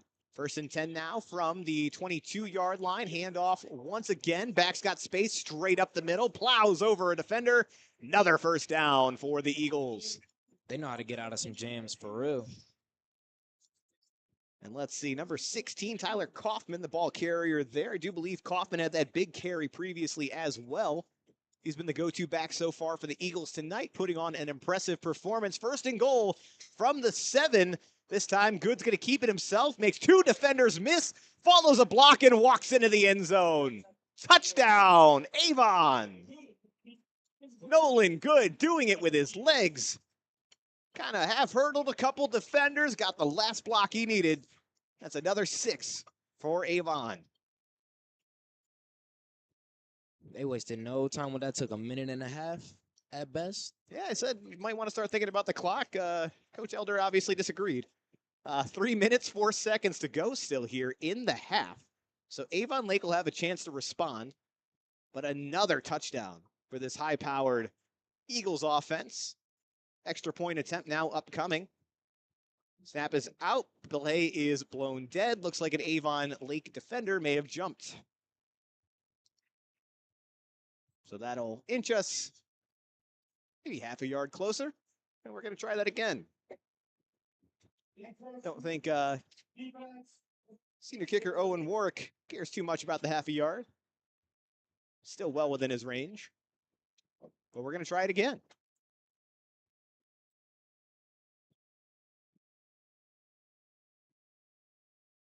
Colin fails. It's going to be the holder on this one. Ball is down, kick is up, and it is good. 3 minutes, 4 seconds to go here in the first half of the Silver Rail rivalry. Avon Lake currently trailing Avon 28-10. Again, Avon slated to get the ball after halftime. Avon Lake with another opportunity to respond. And folks, just as a reminder, as you're watching this game, it has been a good game here so far. It's a rivalry. It's always going to be intense. If you see a player that you think is deserving of the Mickey Mark Player of the Game Award, that Mickey Shield, they've gotten so many great photo opportunities of. Kids love it this year. It doesn't matter which team at this point. Still plenty of time in this game. Avon Lake, Avon, anyone that you believe is deserving of that award, make sure you leave it in the YouTube comments. Plenty of time to let us know. We cut that off with about 2 minutes left to go in the game. So make sure you get those votes in early and often for anyone you think is deserving of the Mickey Mart Player of the Game. Again, I look at these comments. When we get to the fourth quarter, We've had a few weeks in a row we've had to. Like, it has not been obvious. No, I mean, sometimes it's like we look at the stats, we're like, I guess we'll pick the quarterback. It's hard to pick. And, you know, last week we did have a young defensive end that we were looking to possibly step up, be player of the game. Game swung the other way, so we weren't able to select him as that player. But, you know, we looked for every little thing on how to find a player of the game. What I'll say, too, it hasn't happened this year, but it doesn't always necessarily have to go to the player on the winning team either. If somebody completely balls out on the other side, you know, still up in the air. So, again, make sure you get all those votes in. Ball's going to be fielded just in front of the end zone. Returner bouncing around, trying to find some space, still upright, running laterally now, gets to the 20, to the 30, and steps out of bounds. They're going to say back at about the 27-yard line. Still, though, good return. There was actually one game we considered picking a player for the on a losing team. I forget the young man's name. He's going to Purdue. Oh, that was the Marion Franklin game, correct? So this young man from Marion Franklin had 3 carries for, what was it, 200 and something yards? Yeah, I know the first one he took for like a 78-yard touchdown, which was absolutely crazy. Again, like situations like that. I know we've talked about it a few times, but going back to last year, that Holy Name Normandy game when Elijah Gray kind of put the Invaders on his back in a losing effort. Still definitely somebody that was deserving of the award. Didn't ultimately win it because Holy Name had a couple of great performers as well. But point being, it does happen. 210 yards and 3 touchdowns. Yeah, that'll do it. First and 10 from the 28. Wide receiver screen. Receivers got it. Cuts his way up the middle of the field now. Brought down after a decent gain there. Looks like it could have gotten blown up. A good job by the other receivers sending out the blocks there for number 5, Nathan Haven. We're going to call it 2nd and 1 coming back. So 9-yard gain there on the bubble screen. Dom's favorite play. Yeah. 2 minutes, 23 seconds to go. It look like we're going to get a timeout for Avon Lake. First one taken tonight. for either side. Going to talk things over. Again, now clock definitely becoming a factor. Still deep in your own territory. Moving the ball, but like I said, just over 2 minutes left here in the first half. Again, folks, make sure you stick around with us for halftime for the Cement Mason Local 404 Union Halftime Show with our very own Dom Clary in a crucial Week 10 across Northeast Ohio high school football. He'll take you through all the important scoring and updates. Again, plenty of teams still fighting for playoff spots, playoff seeding, trying to save their seasons. Always an exciting week. And as usual, we've got you covered. Also check on KeonSports.com for game recaps later tonight of all those matchups. 2nd and 1 now for the Shoremen. Pistol formation, 2 receivers out to the far side, 1 to the near, 1 back in the backfield. 9 people in the box, Brandon. And it's going to be a run, so Avon ready for it, knowing they only needed the 1 yard. We'll see where they mark it. From what we can see, I believe he was just short. And let's see. No, they are going to give it to him. Got just enough there. First down for Avon Lake. Chain set, clock's back to running. 2 minutes, 5 seconds to go now in the first half. Affolter calling out to the sidelines to get his last player in there. And looks like a little bit of miscommunication. Going to need another timeout for Avon Lake. Oh, Avon, I apologize. So Avon calls the timeout. Looked like there was a little bit of confusion getting some players on the field on the Avon Lake side, but Avon obviously seeing something they didn't like. And they're going to take their first time out of the half. Yeah, I think they wanted to make sure they had that man marked. Everyone was where they were supposed to be. Again, good call there. 1 minute, 57 seconds. While we come back, both teams still with 2 timeouts. Avon Lake with the ball, trying to drive. Avon will be receiving to start half number 2. Just a reminder of what's on the line tonight. Again, both teams have secured playoff bids. Avon, in theory, if they lose this game, could lose the number 1 overall seed in their region. Again, Highland and Aurora playing tonight, 2 undefeated teams. We'll have Highland that obviously update. in that division. What's that? We'll have that update We as well. will have that update at halftime. Then if Avon Lake wins this one as well, they will tie for the SWC conference title. 1st and 10 now from the 38-yard line. Offense is spread out for Affolter. Going to set, throw, and just misses his receiver. Look like number 5 is intended target there, Nathan Haven. Just a quick little out route. Not quite able to hit the mark. The 2nd and 10 coming back. Not a lot of time off the clock there. 1:53 to go. Couple substitutions coming in for Avon Lake as they reset.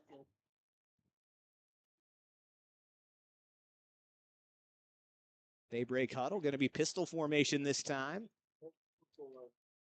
4 wide receivers for Avon Lake. Simulated pressure, going to be a quick wide receiver screen. He's got it and met just past the line of scrimmage. Picks up about 1 yard on the play. And looks like once again, Nathan Haven, the target on that one. Does catch it this time, picks up a short gain, but it's going to be 3rd and long for Avon Lake. 1:30 seconds and counting in the first half. I think they really need to get this first down. You don't want to give Avon an opportunity to go back on offense no matter how much time is on the clock, because they've been able to make quick work fast. Exactly. Go ahead, Dom. A minute's way too long for the Avon team to have the ball for. 3rd and 9. Pressure up the middle from Avon, and Affolter's going to go down. Number 16, Tyler Kaufman for Avon broke through. Another sack for this Avon Eagles defense. Going to get a timeout for Avon. 4th down and very long now. Imagine that Avon Lake's going to punt this away, but 1 minute and 5 seconds still on the clock for Avon. And as they've shown at a couple points tonight, plenty of time for that offense to get going.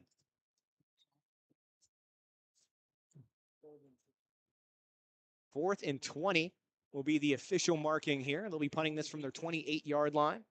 That's where it'll be snapped from, rather. Avon got to be looking to score here again. There is no such thing as a safe lead in this rivalry. 28-10 currently in the favor of Avon.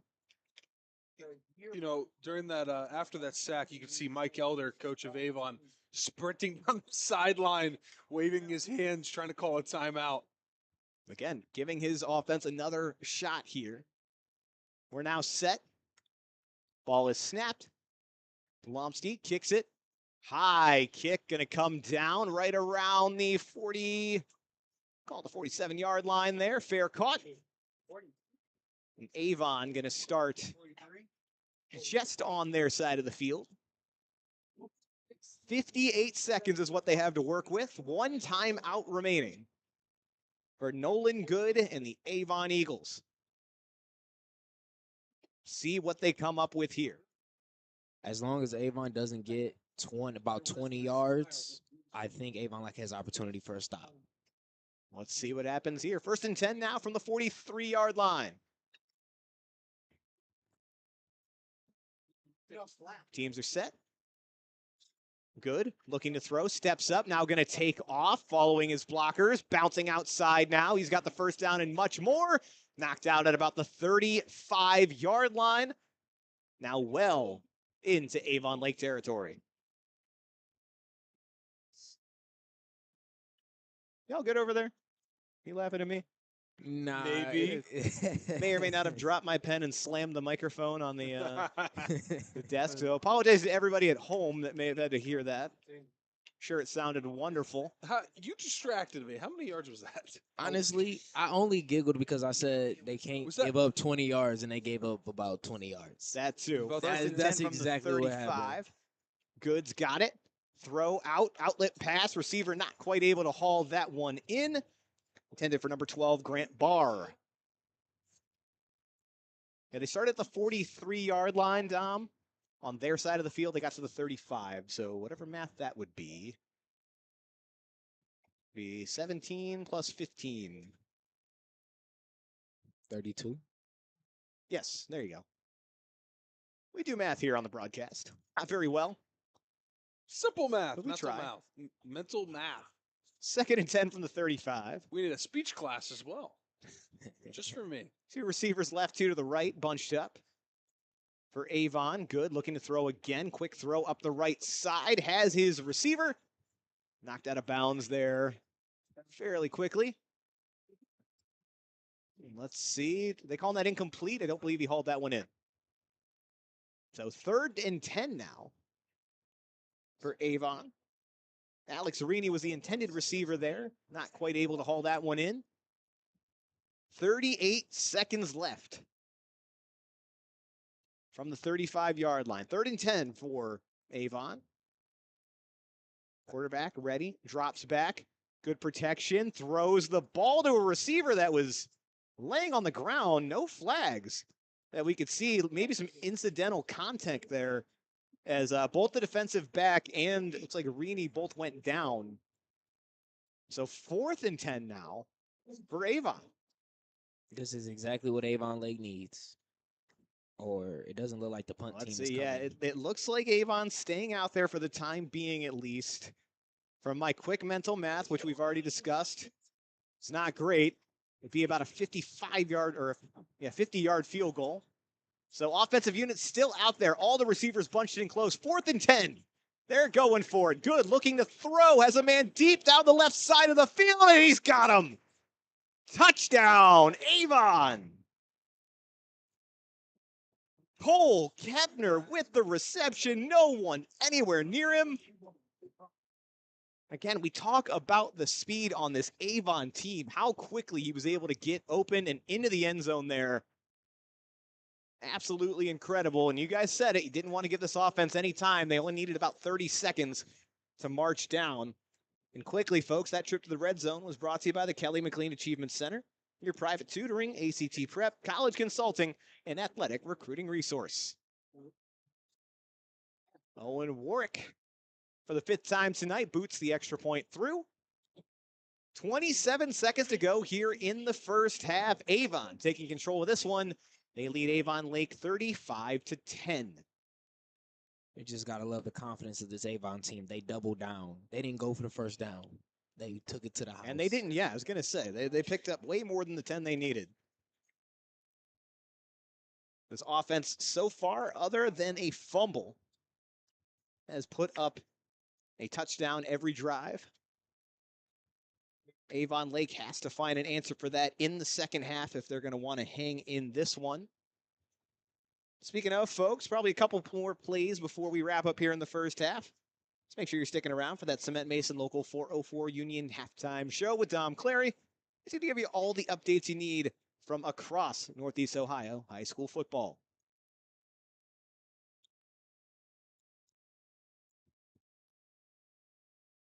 Beautiful night tonight. Folks, this will be the last broadcast you see us on for this year. We just do the regular season. So this is our 10th and final game of the year. Here with Dom and Darian, Aaron Crowley filling in for me early on in the year as well. We'll get sentimental at the end, I'm sure, guys, but this has been a ton of fun here so far. And just because we're done does not mean Key on Sports is. We will have you covered all the way through state playoffs.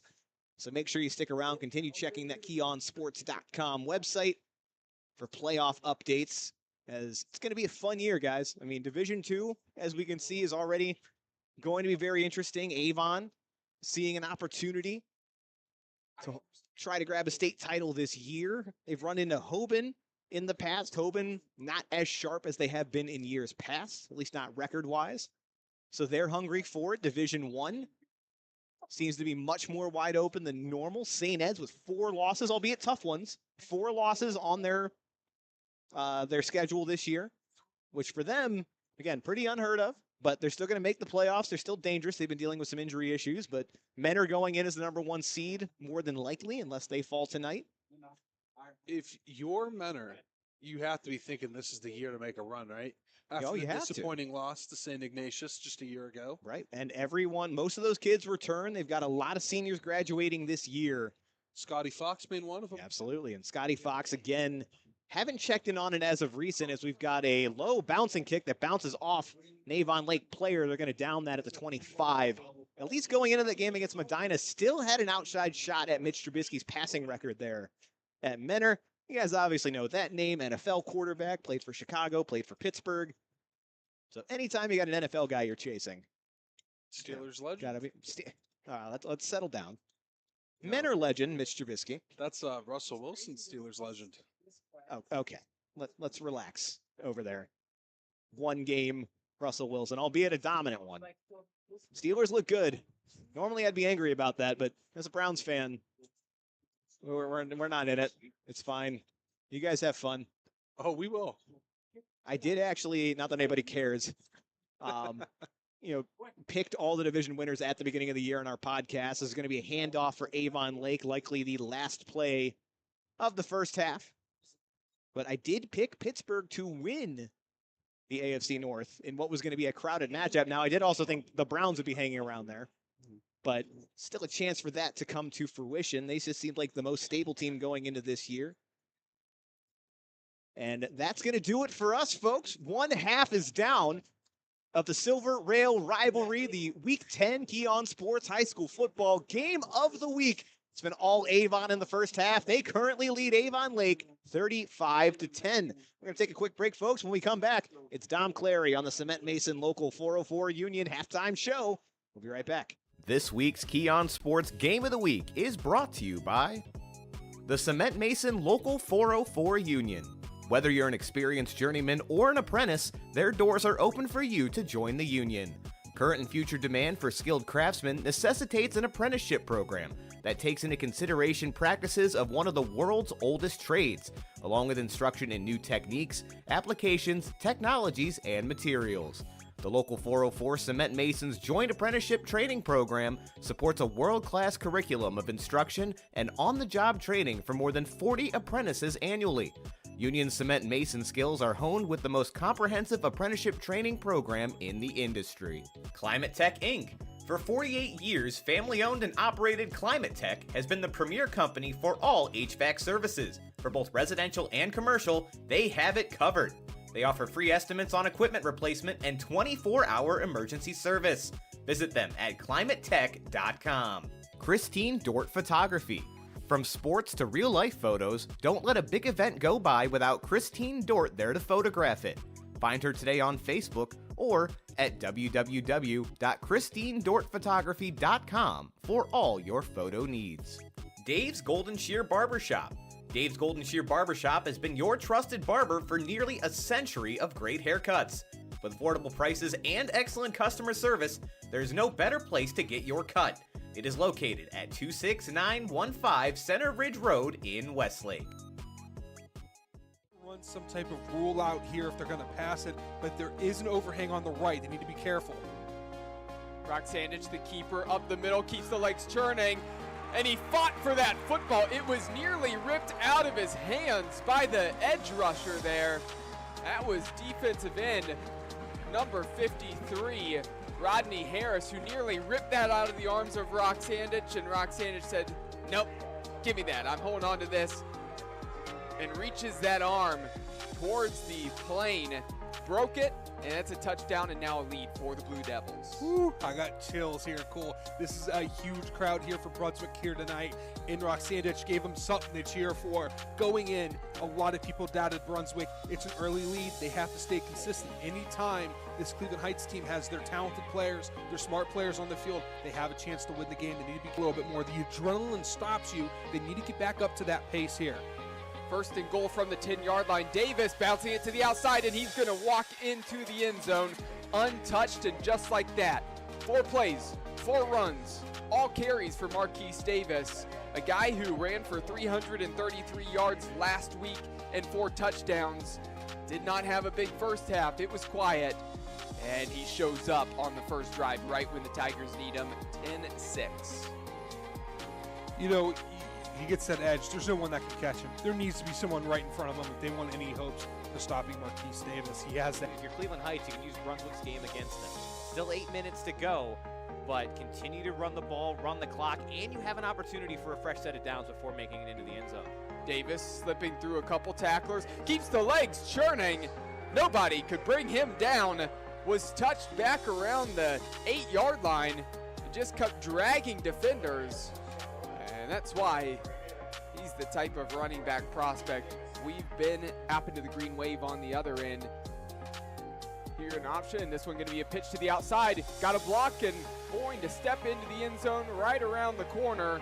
Nice blocking there by the wide receiver, setting that edge and giving some room for number 30, Andre Jenkins, the sophomore, to make his way into the end zone untouched. And also credit to Elijah Gray on that pitch, well timed on the driving once again, looking to get their first win of the season and break that 9-game win streak for Holy Name dating back to 2013. But right now, Holy Name, they need to get a stop here. I know it's early in this game, but things are trending the way of Normandy. And a lot of it's because of Elijah Gray, the quarterback, trying to make a man miss an open field. He does.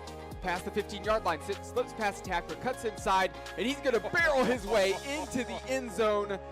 I'll tell you what's more slippery than that football tonight, and that is the quarterback, Elijah Gray. Nobody can bring that man down. Yeah, I don't even know what to say. I mean, this is one of the most exciting runners of a quarterback that I've seen. And a reminder that this trip to the red zone has been brought to you by Kelly McLean Achievement Center. Visit kelly-mac.com to learn more. 2nd and 2 from the 5. Have to get to the 3-yard line to pick up the first down. Rodriguez on the carry. Looks like he's going to get close and just enough to move the chains. Down at the 2. 1st and goal. That's nice having that first down marker right there. Now you have 4 golden chances at the 2-yard line to punch one in. But don't forget, Dom, this is the second time it's happened just like this. They got a fresh set of downs on the 2-yard line earlier in this game. Didn't quite turn out. Got to shake off the cobwebs. Still running out of the same set from the last 2 plays. They're going to go back to the well with Rodriguez again. And Rodriguez is into the end zone. Touchdown, Holy Name. And this crowd has come back to life after being quiet in the latter stages of the first half. 14-6, an opportunity to make it 7. That's how you set the tone. That's how you come out of half and show that we're still here, that we're not done yet. This is a tough group, as Ryan Day said in his post-game interview after the Notre Dame game. This is a tough team. That's what Holy Name is. They proved it right there with that offensive line putting in work and those running backs doing well. That was a good drive. Welcome on in to the Cement Mason Local 404 Union halftime show. I am Dominic Clary, one member of your broadcast team here. So we have a 35-10 lead so far for the Avon Eagles here for the newest rendition of the Silver Rail rivalry, one of the biggest rivalries, biggest traditions in Northeast Ohio, especially in the SWC. Right now, Avon, they dominate the series, 9 wins to 3 since it came back in 2015. And right now, it looks like they're going to increase that lead in the series by adding a 10 on the series lead against Avon Lake. Brunswick, they are trying to get their 4th win on the season, but Strongsville, they look to improve to 6-4 on the year. And right now, Strongsville, they're leading 7-6. Menor, they're looking to continue their undefeated season. Right now against Euclid, who struggled this season, 23-12 is the score. Berea Mid-Park facing off against 0-9 Elyria. Berea Mid-Park, they've struggled despite getting a win last week against their rival in the Battle of the Bagley Cup against Olmsted Falls. 13-7 is the score. Berea Mid-Park with a narrow lead against Elyria, who they want to fight and get that lead, and they're only down by just 6. Bay Village, they're beating Rocky River 14-7. That would be considered an upset. Rocky River 7 wins, Bay Village 5. Buckeye, they're beating Lakewood 37-0. Valley Forge dominating Normandy. They both have a 3-6 record. 21-0 is the score there. North Olmsted dominating Westlake. North Olmsted really turned their season around. You can go back on our YouTube page and watch the game of the week where North Olmsted got their first win against Normandy. Ever since then, I don't want to say it's been smooth sailing, but boy, they've looked good. 28-0 is the score. Westlake struggled. North Olmsted, they are taking advantage. Not updated on the website yet, but West Holmes is leading Holy Name, who had a long travel to West Holmes. 20-10 is the score there. Holy Name hasn't looked good so far. They look to recover in the second half and get that victory so they can get into the playoffs. St. Ignatius, they're beating Clarkson North 19-6. St. Ed's, they play Archbishop Hoban tomorrow. That's a Saturday game. St. Vincent St. Mary and Benedictine still don't have a score for that yet. Wow, St. Vincent St. Mary, 1-8 on the season. They've struggled. Walsh Jesuit, they were up 35-0 against Padua. Walsh Jesuit undefeated. They look to move to 9-0. They were our previous game of the week against Brunswick. You can go back and watch that. So this is a game of interest here that actually holds weight here. Highland and Aurora both undefeated. It is Highland who's winning 21-0. The Hornets are looking good and looking steady. Another team looking good and steady is Talmadge. They're beating Copley 24-0. Revere, they're beating Roosevelt 17-0. Hudson and Solon, they're tied, pardon me. Nardonia, they're beating Brecksfield Broadview Heights 42-6. Wadsworth, they are beating North Royalton. As I clicked on a link there, they're beating North Royalton 22-10. Twinsburg, they're losing to Stowe Monroe Falls 21-14. Chardon beating Riverside 15-7. South and Mayfield in a clash right now. 14-14 is the score. Coega Heights, they're beating Brooklyn, who's 2-7 on the year. Coega Heights 4-4, 20-0 in favor of Coega Heights. Crestwood beating Fairview 28-13. Columbia beating Black River 21-16. Clearview currently on the right side of the game against Brookside 22-7. LaSalle and Elder both tied at 14 all. St. Xavier, they are dominating Life Christian Academy 49-0. And then our last game we have here is Archbishop Moeller. They're winning 28-7 against Muskegon. And that is it here from me on the Cement Mason Local 404 Union halftime show. The score's 35-10 in favor of Avon over Avon Lake in the Silver Rail Rivalry. Make sure to stay locked in as we have more exciting second half action in about 12, 13-ish minutes. So stay locked in and go to the scoreboard on the website if you want to see more scores updated live on the website. This week's Key on Sports Game of the Week is brought to you by Lou Grasso Accounting and Tax Services. Your taxes and accounting needs must be handled by the very best, so you can rest easy. You can have that comfort of knowing your money is being handled by the experts with Lou Grasso Accounting and Tax Services. They prepare individual, corporate, nonprofit, and small business tax returns. They also specialize in investment and accounting and managing clients' QuickBooks with over $275 million in assets accounted for. Located in Avon, they prepare your federal, state, and city returns, which includes e-file and direct deposit. Please visit their website at www.lougrassotax.com for more info. Lila Rose by Melissa Sawa. Sick of battling with pesky hair ties that give you a headache, constantly breaking and damaging your hair? Fed up with the endless readjusting because they just won't stay put? The team at Lila Rose is committed to giving you quality, comfortable, and affordable hair accessories and essentials to help enjoy everyday beauty. Find out more by visiting Lila Rose by Melissa on Facebook or online at lilarose.com/MSOWA. Leadership 216. If you're looking to get back into shape, stay in shape, or get in better shape, then your next call needs to be to Leadership 216, as PJ Gordon knows nutrition and how to set you up on the right path. Look them up today on Facebook at LDRSHIP216. Lally's Handyman Service. From deck and fence building to indoor and outdoor remodeling, Lally's Handyman Service has you covered. Matt and his crew have been out to my home numerous times for a multitude of services and have hit a home run every time. Repair, replace, and remodel with Lally's Handyman Service. Give them a call at 216-789-2047.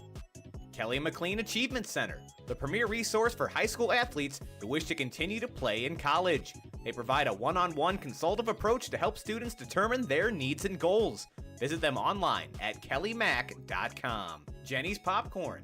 You can find their flavors anywhere popcorn is sold, including Giant Eagle and Mark's. Visit them online at jennyspopcorn.com or in person at 38727 Taylor Parkway in North Ridgeville, Ohio. They have everything from butter, cheese, caramel, and everything in between at this popcorn paradise. Jennifer Heron Underwood of Howard Hanna. Jennifer Heron Underwood of Howard Hanna has been an agent for 24 years.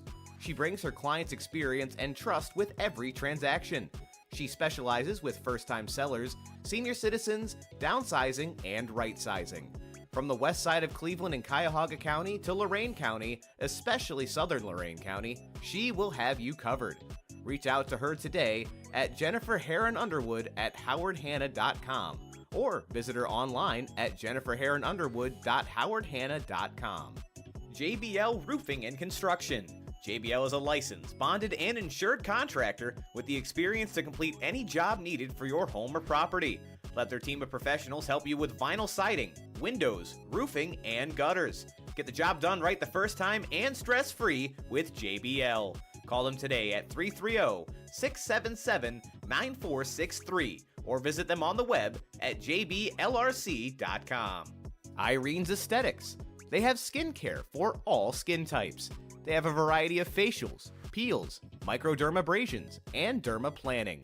Reach out to her at irenesaesthetic@gmail.com or by phone at 440-455-1621. Earthflora.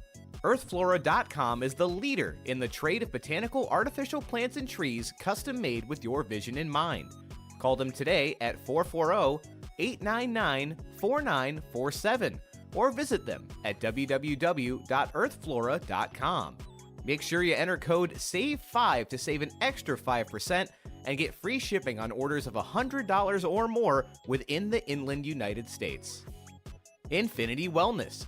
Infinity Wellness is a premier couture wellness center that provides the most advanced devices, procedures, and products. Our team is dedicated to helping you become more confident in your own skin. From IV hydration and weight loss treatments to hormone therapy, we can certainly provide the wellness center treatments you desire. Call them today at 234-546-1110. Helicopter Crew Entertainment. From weddings and corporate events to MC needs and social gatherings, you will need a great DJ service. How about a grad party or retirement? They should be your first and only call. You can reach them at helicoptercrewentertainment@gmail.com or look them up on Facebook today. Helene Kia. Looking for a new or used car? Check out our guy Jim McConville at Helene Kia in North Olmsted on Lorraine Road. Jim is a member of the auto community for the last 20 years and will treat you right no matter your car buying need. He's an expert at new and used car deals, including trade-ins and financing. Great Lakes Training. Great Lakes Basketball caters to athletes of all ages and experience levels with a wide variety of training techniques. Book your first session today at www.greatlakesbasketball.com or email Coach J at coachj@greatlakesbasketball.com. Gotcha Covered Avon. Their team of experienced design consultants are experts in helping you find the right window treatments for your home or business. Swing by their showroom at 2525 Nagel Road in Avon to see for yourself how they can make your entire living room, or any room, look better with just a few small suggestions and a low cost. You can find them online at gotchacovered.com/Avon. Frankie's Italian Cuisine. Looking for a place to enjoy a post-game meal? Love Italian food? Frankie's Italian Cuisine has you covered from meatball to lasagna. Visit them tonight at 4641 Great Northern Boulevard in North Olmsted and taste the 50-plus years of legacy for yourself. Mickey Mart. The moose is on the loose at Mickey's. Your local Mickey's is open now for the food and fuel you need to keep your family moving. Be sure to use your Mickey Mart Rewards card to quickly rack up amazing member-only deals, including free food and beverages. Mickey's is a proud supporter of our local school systems through our Fuels Schools program and is excited to team up with Keon Sports to bring you all the finest moments in local sports, information, and entertainment. Search for Mickey Mart or visit www.mickeythemoose.com. That's mickeythemoose.com to find a location near you. My Medicare Network. My Medicare Network is a local insurance agency that specializes in helping seniors compare and enroll into a Medicare insurance plan. They represent all major carriers, which will save you time and frustration. And when working with My Medicare Network, you'll be confident you selected the best plan for your needs. MDG Flooring. If you're in need of quality flooring for your home or office, look no further than MDG Flooring America in Medina. There is nothing that Steve and his talented staff cannot handle. Call them today at 330-725-5252 or stop in and visit them in person at 3812 Pearl Road in Medina. Maxim Lacrosse. Maxim Lacrosse will demand players embody the game by giving and receiving respect and understanding that character counts. Mangia Bella Italian Goods. If you love Italian food like we do, then you need to swing over to Mangia Bella Italian Goods at 22560 Lorraine Road in Fairview. This family-run business knows that a happy belly is a full belly. From vintage homemade pasta to meatball subs the size of your head, you will be in a food lover's paradise. You've tried the rest, now have the best. Every Step Seniors. Every Step Seniors is a relocation service helping seniors to downsize and move. They handle every step of the way, including packing, moving, setup, home cleanouts, donations, and home sale prep services. Look them up online today at www.everystepseniors.com. Run some type of rule out here if they're going to pass it, but there is an overhang on the right. They need to be careful. Brock Sandich, the keeper, up the middle, keeps the legs churning, and he fought for that football. It was nearly ripped out of his hands by the edge rusher there. That was defensive end number 53, Rodney Harris, who nearly ripped that out of the arms of Brock Sandich, and Brock Sandich said, nope, give me that, I'm holding on to this, and reaches that arm towards the plane, broke it, and it's a touchdown and now a lead for the Blue Devils. Woo, I got chills here. Cool. This is a huge crowd here for Brunswick here tonight. In Sandwich gave them something to cheer for. Going in, a lot of people doubted Brunswick. It's an early lead. They have to stay consistent. Anytime this Cleveland Heights team has their talented players, their smart players on the field, they have a chance to win the game. They need to be a little bit more. The adrenaline stops you. They need to get back up to that pace here. First and goal from the 10-yard line. Davis bouncing it to the outside, and he's going to walk into the end zone untouched, and just like that. 4 plays, 4 runs, all carries for Marquise Davis, a guy who ran for 333 yards last week and 4 touchdowns. Did not have a big first half. It was quiet, and he shows up on the first drive right when the Tigers need him, 10-6. You know, he gets that edge. There's no one that can catch him. There needs to be someone right in front of him if they want any hopes of stopping Marquise Davis. He has that. If you're Cleveland Heights, you can use Brunswick's game against them. Still 8 minutes to go, but continue to run the ball, run the clock, and you have an opportunity for a fresh set of downs before making it into the end zone. Davis slipping through a couple tacklers, keeps the legs churning. Nobody could bring him down. Was touched back around the 8-yard line and just kept dragging defenders. And that's why he's the type of running back prospect we've been. Happened to the green wave on the other end. Here an option. This one going to be a pitch to the outside. Got a block and going to step into the end zone right around the corner. Nice blocking there by the wide receiver, setting that edge and giving some room for number 30, Andre Jenkins, the sophomore, to make his way into the end zone untouched. And also credit to Elijah Gray on that pitch, well timed on the driving once again, looking to get their first win of the season and break that 9-game win streak for Holy Name dating back to 2013. But right now, Holy Name, they need to get a stop here. I know it's early in this game, but things are trending the way of Normandy. And a lot of it's because of Elijah Gray, the quarterback, trying to make a man miss an open field. He does. Past the 15-yard line, slips past the tackler, cuts inside, and he's going to barrel his way into the end zone. I'll tell you what's more slippery than that football tonight, and that is the quarterback, Elijah Gray. Nobody can bring that man down. Yeah, I don't even know what to say. I mean, this is one of the most exciting runners of a quarterback that I've seen. And a reminder that this trip to the Red Zone has been brought to you by Kelly McLean Achievement Center. Visit kelly-mac.com to learn more. 2nd and 2 from the 5. Have to get to the 3-yard line to pick up the first down. Rodriguez on the carry. Looks like he's going to get close and just enough to move the chains. Down at the 2. 1st and goal. That's nice having that first down marker right there. Now you have 4 golden chances at the 2-yard line to punch one in. But don't forget, Dom, this is the second time it's happened just like this. They got a fresh set of downs on the 2-yard line earlier in this game. Didn't quite turn out. Got to shake off the cobwebs. Still running out of the same set from the last 2 plays. They're going to go back to the well with Rodriguez again. And Rodriguez is into the end zone. Touchdown, Holy Name. And this crowd has come back to life after being quiet in the latter stages of the first half. 14-6, an opportunity to make it 7. That's how you set the tone. That's how you come out of half and show that we're still here, that we're not done yet. This is a tough group, as Ryan Day said in his post-game interview after the Notre Dame game. This is a tough team. That's what Holy Name is. They proved it right there with that offensive line putting in work, and those running backs doing well. That was a good drive. Here's the hold, looks good, and that kick is up and good. 14-7, 1 did that. He needed that run. Yeah, he's hobbling, he's hurt, he's in pain. But as soon as he says go, and that ball hits his fingers, the light shining down bright on him, you have 11 hungry invaders trying to get to you, and all he can think of is the task at hand.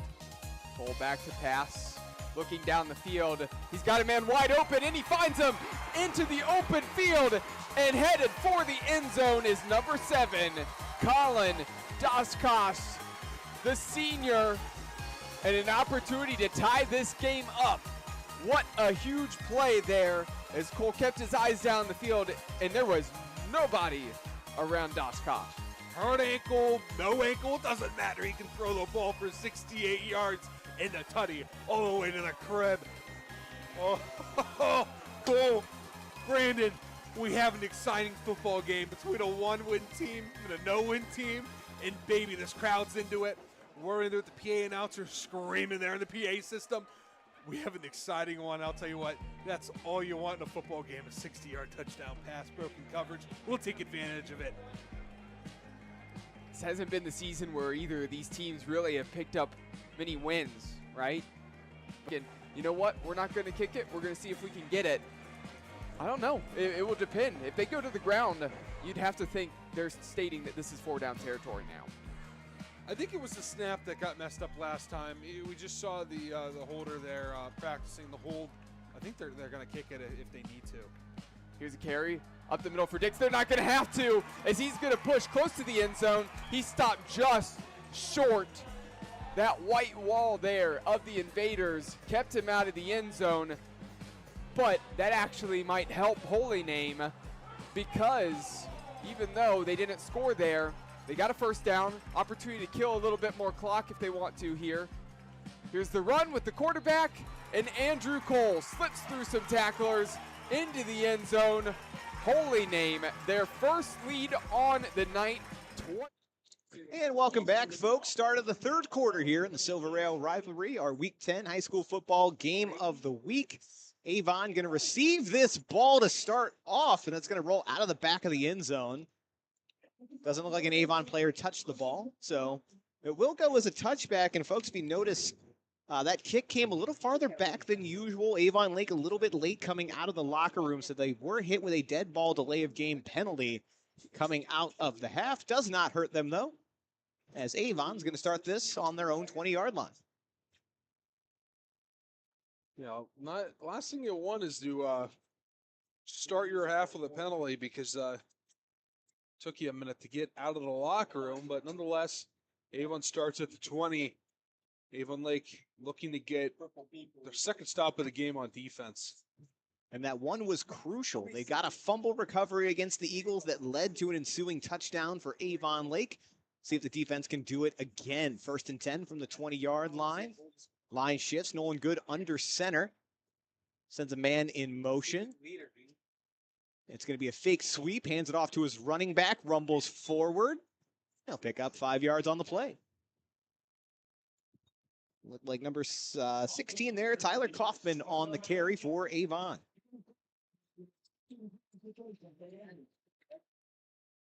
Second and 5 now for Avon Lake. Spreading it out a little more, pistol formation, stacking receivers on the near side, but it will be a handoff again. Backs got it.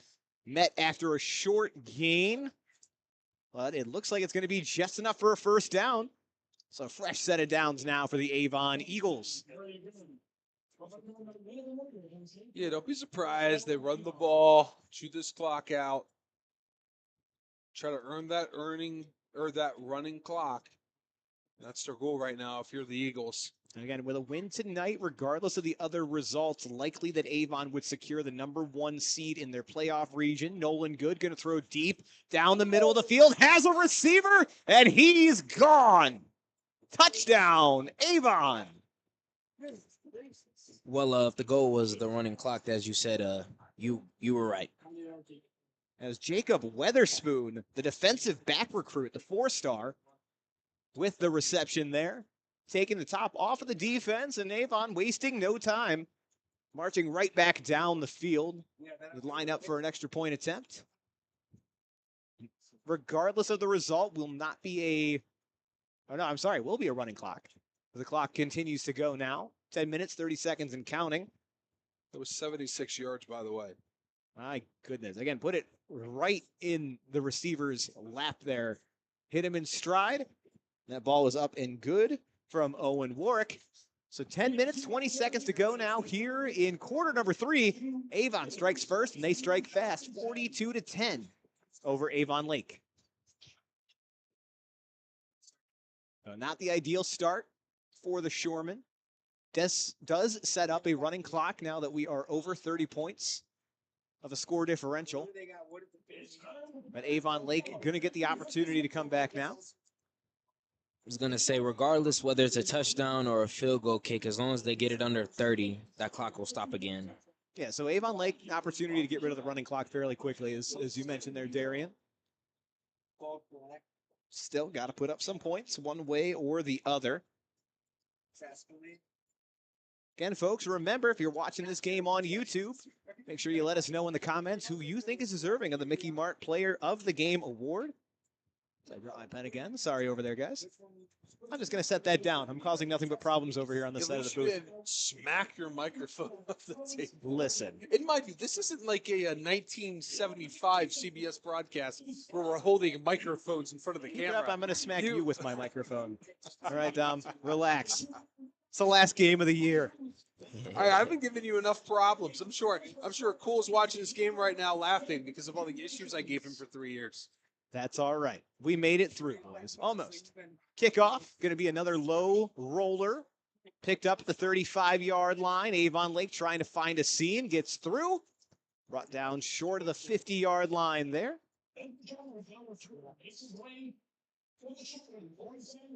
We get a reset here. And just quickly, folks, albeit a short one, that trip to the red zone brought to you by the Kelly McLean Achievement Center. Your private tutoring, ACT prep, college consulting, and athletic recruiting resource. Only 1st and 10 from the 48. Good field position for Avon Lake. Running clock in effect, 9 minutes, 30 seconds to go now in the third quarter. Affolter now ready, sends a man in motion. Calls for the snap, he's gonna throw it quickly up the near side. Looks like we might have a pass interference call. Number 15, Alex Rivera. Nathan Haven was the intended receiver, was getting grabbed as that ball was heading his direction. So they're discussing it now. Now, Dom, with where that contact came, is that far enough downfield for pass interference, or are we calling this? Oh, 2 fouls here. So there's a pass interference and a roughing the passer against Avon. So 2 penalties. They're going to take the 15-yard penalty, which would be the roughing the passer call. And that's going to push Avon Lake into Eagle territory. Clock still rolling, now under 8 minutes, 20 seconds to go in quarter number 3.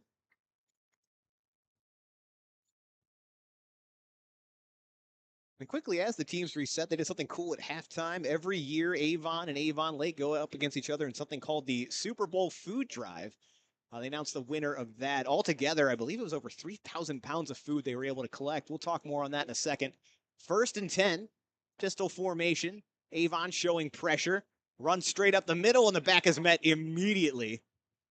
Loses a yard on the play. Alex Kowalski, the ball carrier there.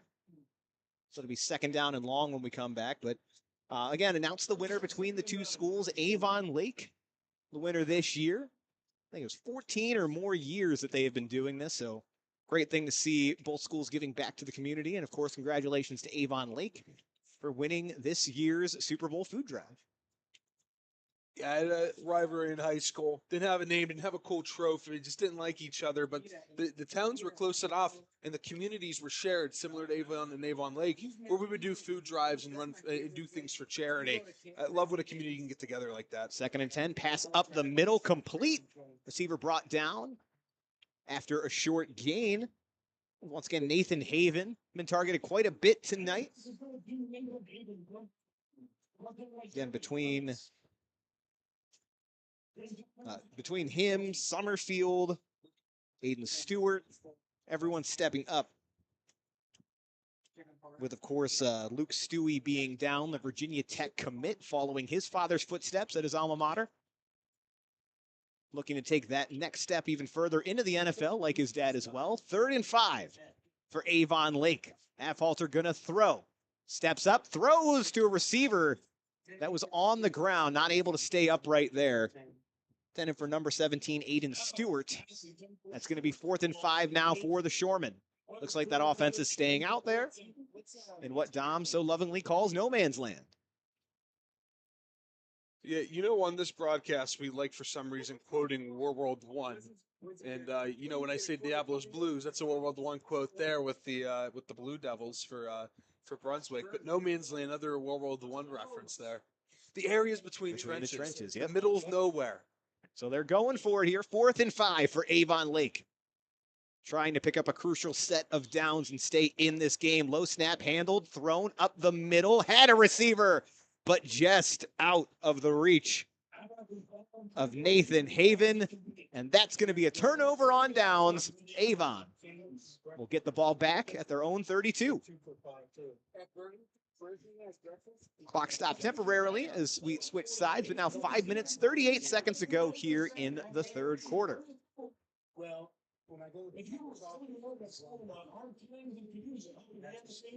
Again, folks, still plenty of time to get your Mickey Mart Player of the Game votes in.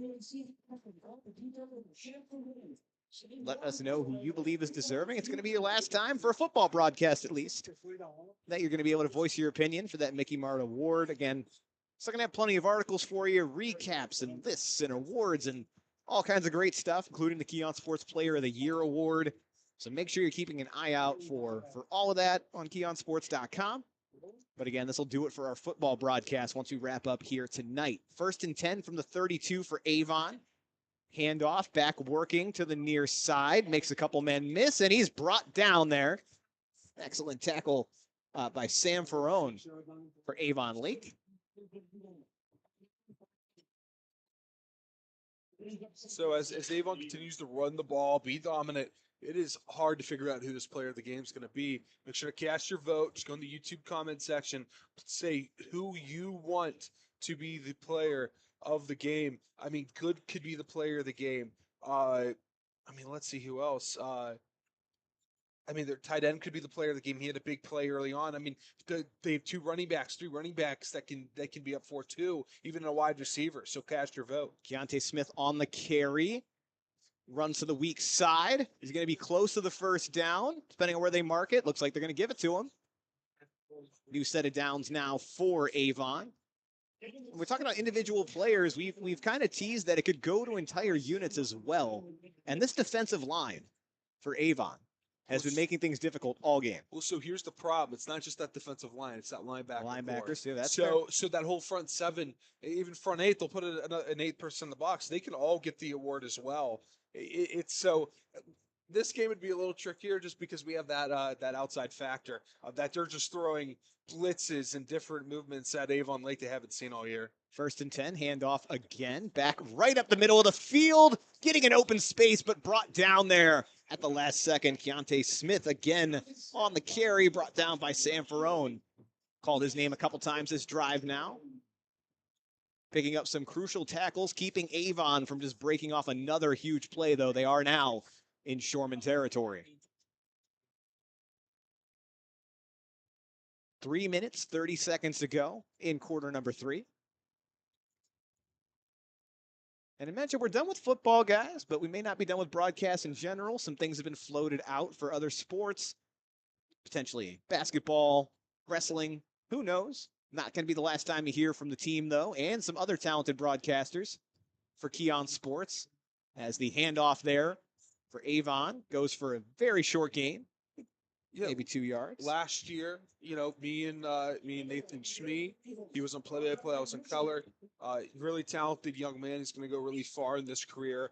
I was with him. We did a handful of games, boys and girls. Did 1 game a week for basketball. So, not sure who the crew will be. Honestly, we might have multiple games a week. That's an idea that's been floating around. No promises on that. But we will be doing basketball most likely after Christmas time. But even hockey's been talked about as well. Love to call some more hockey. Handoff. It's time. Met for a loss of 1 on the play. Well, you know what the best part is about Northeast Ohio hockey? There's not too many really long Bulgarian or Russian names I have to pronounce. It's a good point. You never know. Never know. By the way, Cam Wendell, carrier on that last play. I've been watching hockey since I was a kid, and I still cannot say Ovechkin's name correctly. Ovechkin? Cannot say it. Ovechkin. No. You got this, Dom. Say it. I don't know. 2 minutes left in the third quarter now. 3rd and 11 for Avon. Quick throw out to the far side. Has a receiver at the sticks and bounces out of bounds just past the 25. Another first down for the Avon Eagles. That was number 81, Sam Ulrey, hauling that one in for Avon. Couple new names making their way on the field for Avon. Nolan Good still in at quarterback for the time being. Actually, that's not the case anymore. Now they just swapped him. He may have just threw that last pass. Yeah, Good definitely was in on that last play. Now substitution, number 19, Blake Elder into play. That name may sound familiar. The son of Coach Mike Elder. Handoff this time, running back, making his way through. Still upright now to the 10-yard line and brought down. It'll be goal to go for Avon. That's like number 81 once again on the carry, Sammy Ulrey. And folks, this trip to the red zone brought to you by the Kelly McLean Achievement Center, your private tutoring, ACT prep, college consulting, and athletic recruiting resource. Who did you say had the carry there? 81. I think that was 21 that had the carry there, Brennan. Man, you gotta do that to me. Cam Wendell, they've been switching back and forth between the two. Yeah, it's hard to see the numbers up here. They had a big switch. And it looks like they do have Ulrey back in the backfield this time. And he will get it. Bouncing to the outside, has some space, cuts back in, still upright, touchdown, but is a flag on the field. And Cam Wendell did end up with a carry there for Avon Lake, but this one likely coming back. Or for Avon, rather.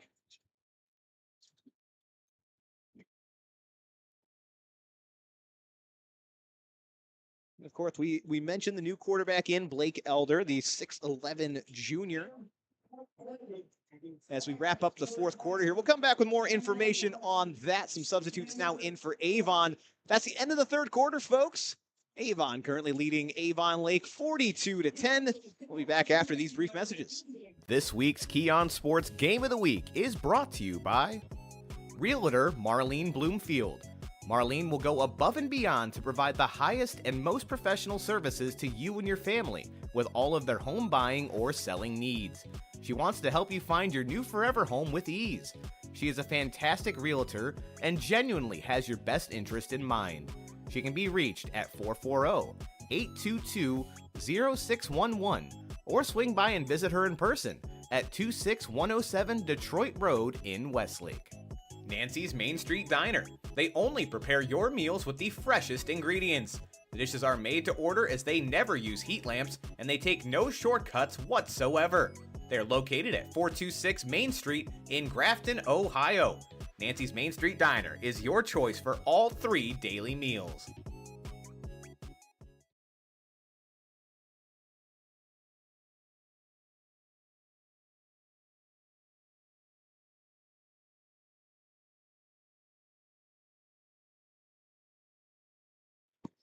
And we're back here for the start of the fourth quarter. Running clock still in effect. 1st and 18 after the penalty for Avon. Halfback handoff there to the near side. Doesn't go anywhere. It's number 21, Cam Wendell on the carry. As we were saying before we cut through, Blake Elder in at quarterback, the son of Coach Mike Elder for Avon. And Elder last season ended up playing in some big spots. Nolan Good got injured right before the playoff run, so Blake got some crucial time in the playoffs. Avon still making it all the way to a semifinal matchup against Archbishop Hoban, where they did eventually fall. And Hoban went on to lose to Massillon, if I remember correctly. Yep, in that state title championship. game, yep. But again, Avon, if they can stay healthy, they've got to be one of the favorites, if not the favorite, to take that title this year. It's been many years in counting. And I just quoted the Steelers polka song, but it's been many years in counting for Avon. The Avon machine keeps rehumming, but they've been this close of getting to that championship game. They just had Hoban in their way. They believe this is the year that they can do it. Quick pass out to the outside. Receivers got it and brought down past the 10-yard line. And, Elder, he's a junior. He's talented. He's has some playoff games under his belt. He's a good quarterback, good athlete. But when you have Nolan Good as the signal caller, it is hard to take him out. Oh, absolutely. Again, Good has shown us all year why he's the starter. And he's kind of on a little bit of a revenge tour. I mean, you never want to see that when you get hurt. You know, having the power taken away from you, as good as Elder was in that playoffs. Again, Good, ready, and chomping at the bit. But again, Elder in tonight, wrapping things up here in the fourth quarter in the silver rail. He's going to face pressure immediately, throws it, batted in the air, but still caught by an Avon player. Refs didn't like that, though, as a flag was thrown as soon as the offensive lineman came down with that. Elder, I think, was just trying to throw that one away. Again, 2 free rushers in his face as soon as he got that snap. And actually, that's going against Avon Lake. They're calling roughing the passer against Elder. So that's going to push things forward. It's now going to be a goal-to-go situation for the Eagles. Yeah, you get a touchdown here. You have a security blanket on that running clock. And 9 minutes, 40 seconds to go here in the fourth quarter. Make sure you guys stick around for the Cement Mason Local 404 Union Postgame Show with Dom Clary, Darian Jackson. Maybe I'll make an appearance again. Who knows? Talk about our McKee Mart player of the game. It's going to be a pass on first down. Had a receiver in the back of the end zone, but out of his reach. Intended there for number 85, Merrick Dunn. The senior getting some time in for Avon. Going to be under 9 minutes by the time the ball is snapped again. You know, credit to Avon. You know, Elder comes in last year in the playoffs. I've been part of a team where that happened. Quarterback tears his ACL, second to last game of the year, big game. And now you have a kid. He's never taken snaps varsity. You know, similar. My teammate was a sophomore. Elder was a sophomore. And both capitalizing opportunities. And, you know, Elder waiting for his opportunity for next year to be the starter. This year, still filling up that backup role. But we could really see a impressive senior campaign if he gets the opportunity to start next year. Absolutely. And it seems like he's on track to do that. He's been the backup for 2 years now. Again, obviously behind Nolan Good. On the subject of Good as well, we talked about some players with offers. Nolan Good looks like he will be heading to Kent State, has committed there. And they could obviously use the quarterback help, so it'll be fun to see him stay local. Again, Dom obviously heads up our MAC coverage department, so not going to be the last time you hear his name.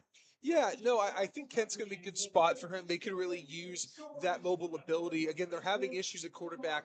Their starting quarterback, who played last year, got injured. I believe he broke his ankle, and then their backup, broke his hip. Now they have Utowski. He's a good player, but he's struggling to make an impact. Nolan Good could make an impact right away. He's going to have Treshawn McCray to throw the ball to. If McCray decides to stay on the team for another year, he's only a junior. Who knows? Maybe Good can go to Kent and make an impact right away, or fill that backup role and wait for his opportunity patiently. We shall see. It's going to be 2nd and goal now. Avon needs 4 yards for pay dirt. Going to be a handoff. Back has it. Tries to find room up the middle, and he'll be brought down just short. Be 3rd and just a couple when we come back here. Avon in no hurry here. They know the situation. At this point, just want to keep everybody healthy. And Avon likely heading in with the number 1 seed in their division. As of right now, Avon Lake, obviously in the same region, they hold the number 5 spot. We'll see if that is still the case after tonight. Quick throw for Elder. Back corner of the end zone. Swatted away by Avon Lake. Good job there on the defense by Joseph Herron. Got his hand up there. Pass really never had an opportunity to get to its intended target. Be 4th down and goal. 2 yards to go. Real quick, Brandon. I'm doing the stats now. If you have a player that you want as the player of the game, put his name down. I'll be checking here in a little bit. There's 7:30 to go. If you can get that in about a minute or two, it will be considered. Once my stats are done, I'm going to lock in player of the game. Once I talk to Darren, once I talk to Brandon. Who knows? Maybe we'll get Vince's or Cole's thoughts on who player of the game should be. But right now, we're the deciding factors of that, unless someone comes up with a good suggestion. And we certainly do look at the suggestions down in the YouTube comments. Absolutely. Again, plenty of players, plenty of units, definitely more than deserving of the award. And we do have a delay of game against Avon as they took their time to get that play call in. Clock does stop temporarily. Now going to be 4th down and 7 after the 5 yards. And they're going to attempt a field goal here now. Owen Warwick getting some more work in tonight. 6 extra points made so far. See if he can tackle on a field goal as well. Snap down, ball is up, and that kick is good. No good, either. They're saying that went wide. Hard to tell what direction that kick went. It certainly looked good from here, but they're going to say no good. So Warwick misses for the first time tonight. Score is going to stay 42-10 in favor of Avon. 6 minutes, 49 seconds to go here in the game. We'll see now if Avon Lake still runs their starters out or if they're going to opt to stay fresh for a playoff matchup next week.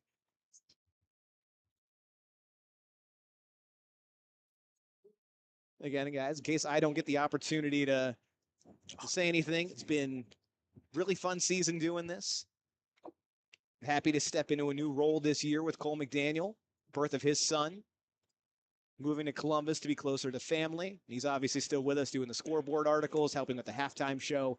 So glad to still have him around, but honored to be able to step in and fill in the role for this year and hopefully many to come. 1st and 10 from the 20-yard line. Quarterback's got it. Handoff. Back working up the middle of the field. Makes a couple men miss and is going to get brought down after he picks up the first. Good run there for Avon Lake.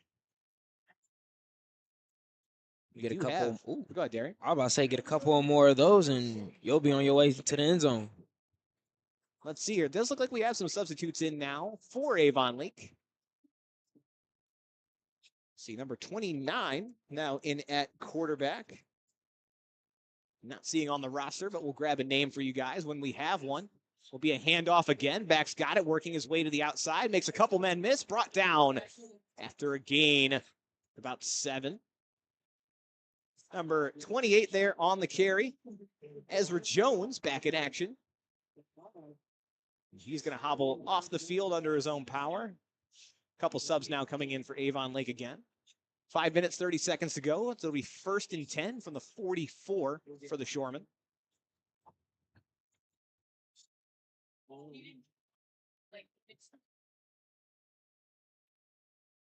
Quarterback now ready for it. Handoff once again. Back tries to find room on the strong side, but met at the line of scrimmage. He's not going anywhere. There's 79 in on the tackle. Ben Steerich for Avon. Zach Murray also in on the tackle for Avon, per the PA announcer here. Under 5 minutes to go. Clock continuing to run out.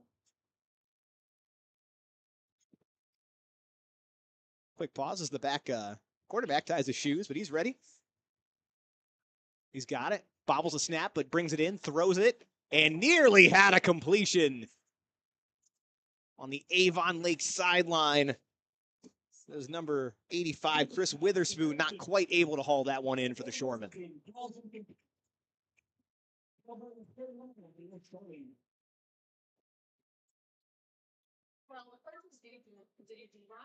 But again, guys, want to thank both of you for making these broadcasts great so far this year. Want to thank all the schools that have hosted us. Avon Lake tonight have been absolutely gracious hosts in a very crowded press box as we get a deep throw up the middle of the field going to overthrow his receiver there. He was intended for number 14, Devin Drew. Never really had a chance to bring that one in, but again, Brunswick hosted us 3 times this year. Medina, Holy Name. I'm sure I'm missing some off the top. We were at Byers Field, despite the damage there, still able to bring us in. Olmsted Falls, like you mentioned. A lot of schools have been excellent to us, as always. So very appreciative to them. I'm sure we will see some of these schools on the schedule again next year. Again, this is our first time doing a video broadcast at Avon Lake, and we will definitely be back as that punt is going to take an Avon Lake bounce. It's going to keep rolling. We're going to down that right around the 15-yard line for Avon.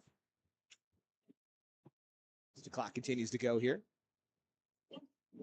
You know, this was a year of change. You know, we had Darian into the mix. Week 1, you weren't here. Had to make some quick adjustments. Able to put together a good broadcast, a few hiccups here and there. But, you know, that's part of putting any live production. You're always going to have mistakes. And we did a good job, you know, correcting them and working together on that. But, you know, this was a fun year.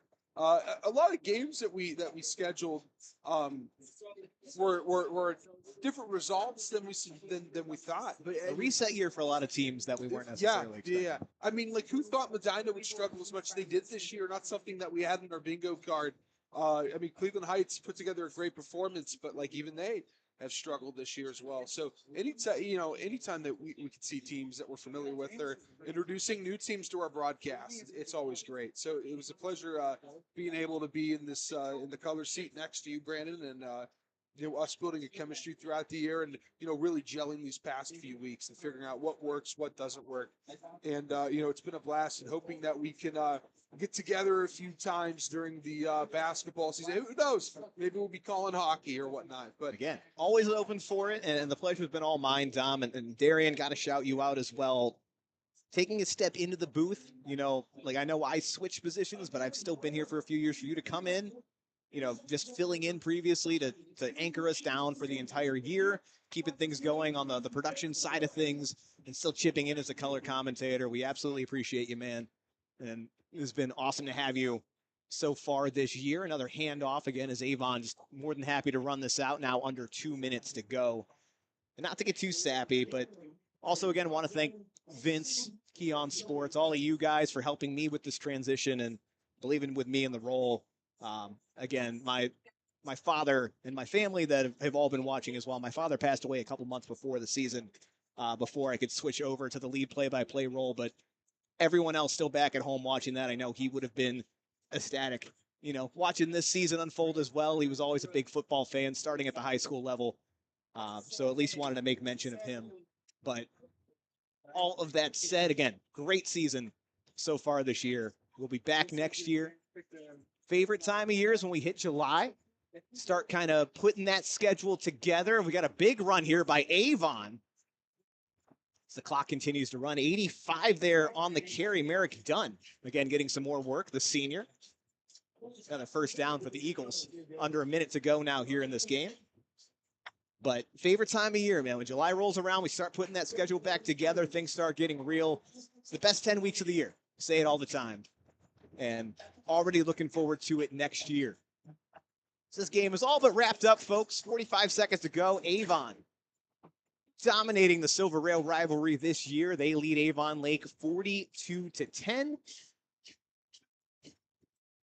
Again, at this point, votes for the Mickey Mart Player of the Game award have been cut off, as we're just going to kneel this out to end things. So again, thank you everyone for your contributions there. Make sure you stick around for the Cement Mason Local 404 Union post-game show. We're going to go ahead and name the Mickey Mart Player of the Game on that broadcast, but that's going to do it.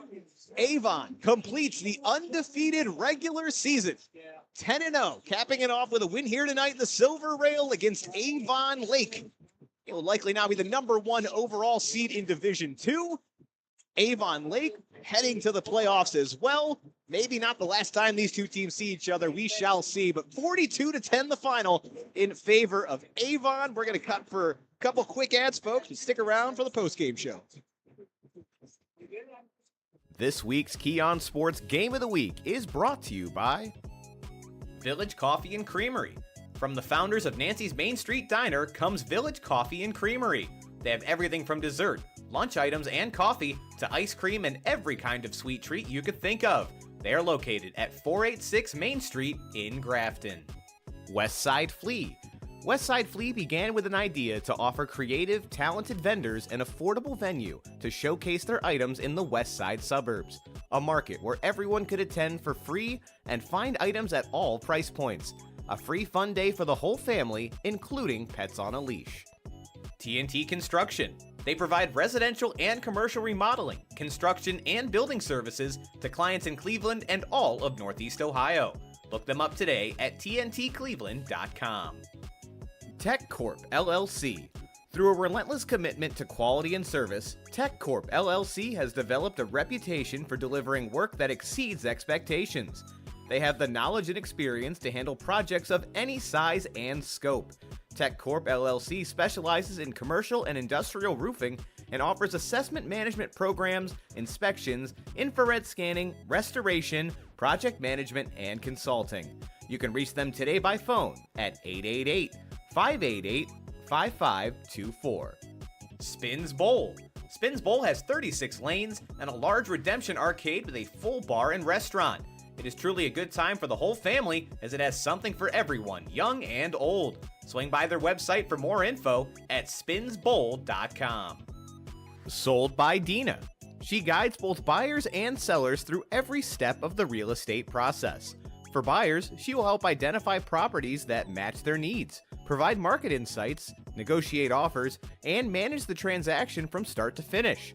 For sellers, she assesses the property's value, creates a customized marketing plan, and negotiates with potential buyers to achieve the best possible outcomes. Smooth Tees, a great place to show your Avon Lake pride with a variety of choices and styles at an affordable cost. Smooth Tees is your first choice and best choice for Avon Lake swag. Riley's Irish Bakery, the absolute best bakery and comfort food selection you will find on the west side of town.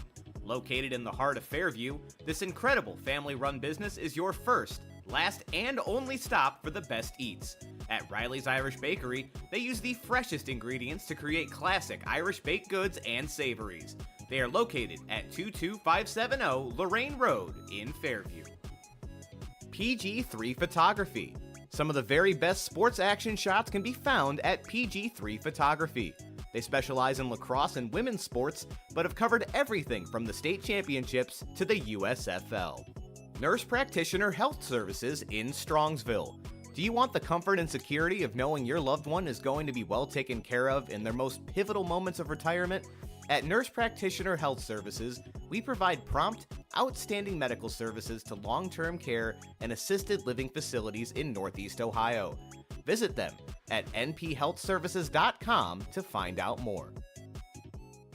Run some type of rule out here if they're going to pass it, but there is an overhang on the right. They need to be careful. Brock Sandage, the keeper, up the middle, keeps the legs churning, and he fought for that football. It was nearly ripped out of his hands by the edge rusher there. That was defense. Welcome on into Cement Mason, Local 404 Union. Postgame show, I'm Dominic Clary. Darian Jackson joined alongside me. Darian, how was your first experience watching the Civil Rail Rivalry, one of the most historic and one of the best rivalries in all of Northeast Ohio? Honestly, it was amazing. If you guys were able to see the crowds, there was a lot of fans for both home and away teams. You could really tell that they care about their city. The community is great, and win or lose, they just got to figure out who's going to be the best. So it's always amazing to watch. And Avon's been on top, 10th win in the series since it came back in 2015. The way the series goes, 10 wins in favor of Avon. Only 3. The last win came in 2021 on a 30-point comeback and a last-second field goal. Owen Wiley kicked that one for Avon Lake, but it's been all Avon ever since, and even before that. So we had a few people we talked about player of the game, but honestly, it was always going to go to one person. Darian, you want to talk about that one person, and that one person's Nolan Good. All right, Nolan Good, passing yards, he went 10 for 16 for 295 yards, 4 touchdowns. He even had 5 rushes for 55 yards and a touchdown. Altogether, he had 350 yards, 5 TDs. I mean, the man filled up the stat sheet today. What were you most impressed about his performance here today? Honestly, his patience, his poise, he's great under pressure. He was able to run the ball, pass the ball. He made great decisions. You can understand why Avon was undefeated this season. Yeah, and you could also tell why Kent State wants a kid like him. They see a kid that probably should be going to a bigger school or a school with wins compared to them. So the fact that he's able to go there and hopefully make an impact next year and the years coming shows how good and how valued that young man is. So, Darren, were there any other position groups that stood out? We talked about the defensive line a lot for Avon. I mean, the defensive line was great. As you can see, they only allowed 10 points for the entire game. It seemed like they were able to read the offense of Avon Lake, and they got to the points, they got to the spots first, and they did everything they needed to do tonight to secure the win. All right, well, that's it here for the Cement Mason Local 404 Union post-game show, our last one of the year, and our last Mickey Mart Player of the Year, Nolan Good. 4 touchdowns, 295 yards in the air, 350 all-purpose, and a rushing touchdown, giving him 5 touchdowns in total. And as you can see, the players meeting in the middle. A lot of these players grew up with each other. They're familiar with each other. A lot of these young men maybe went to the same middle school, elementary school. Even some recently left the school or moved across city lines. So seeing these kids come together, pray together, and show respect for their communities, for the rivalry, is always something that you love to see, and why this game is so important, not just to us at Keon Sports, not just the SWC, but this community in Northeast Ohio as a whole. That's it for our final Cement Mason Local 404 post-game of the year. I'm Dominic Clary. Thank you for watching and joining us all year long. Run some type of rule out here if they're going to pass it, but there is an overhang on the right. They need to be careful. Brock Sandich, the keeper, up the middle, keeps the legs churning, and he fought for that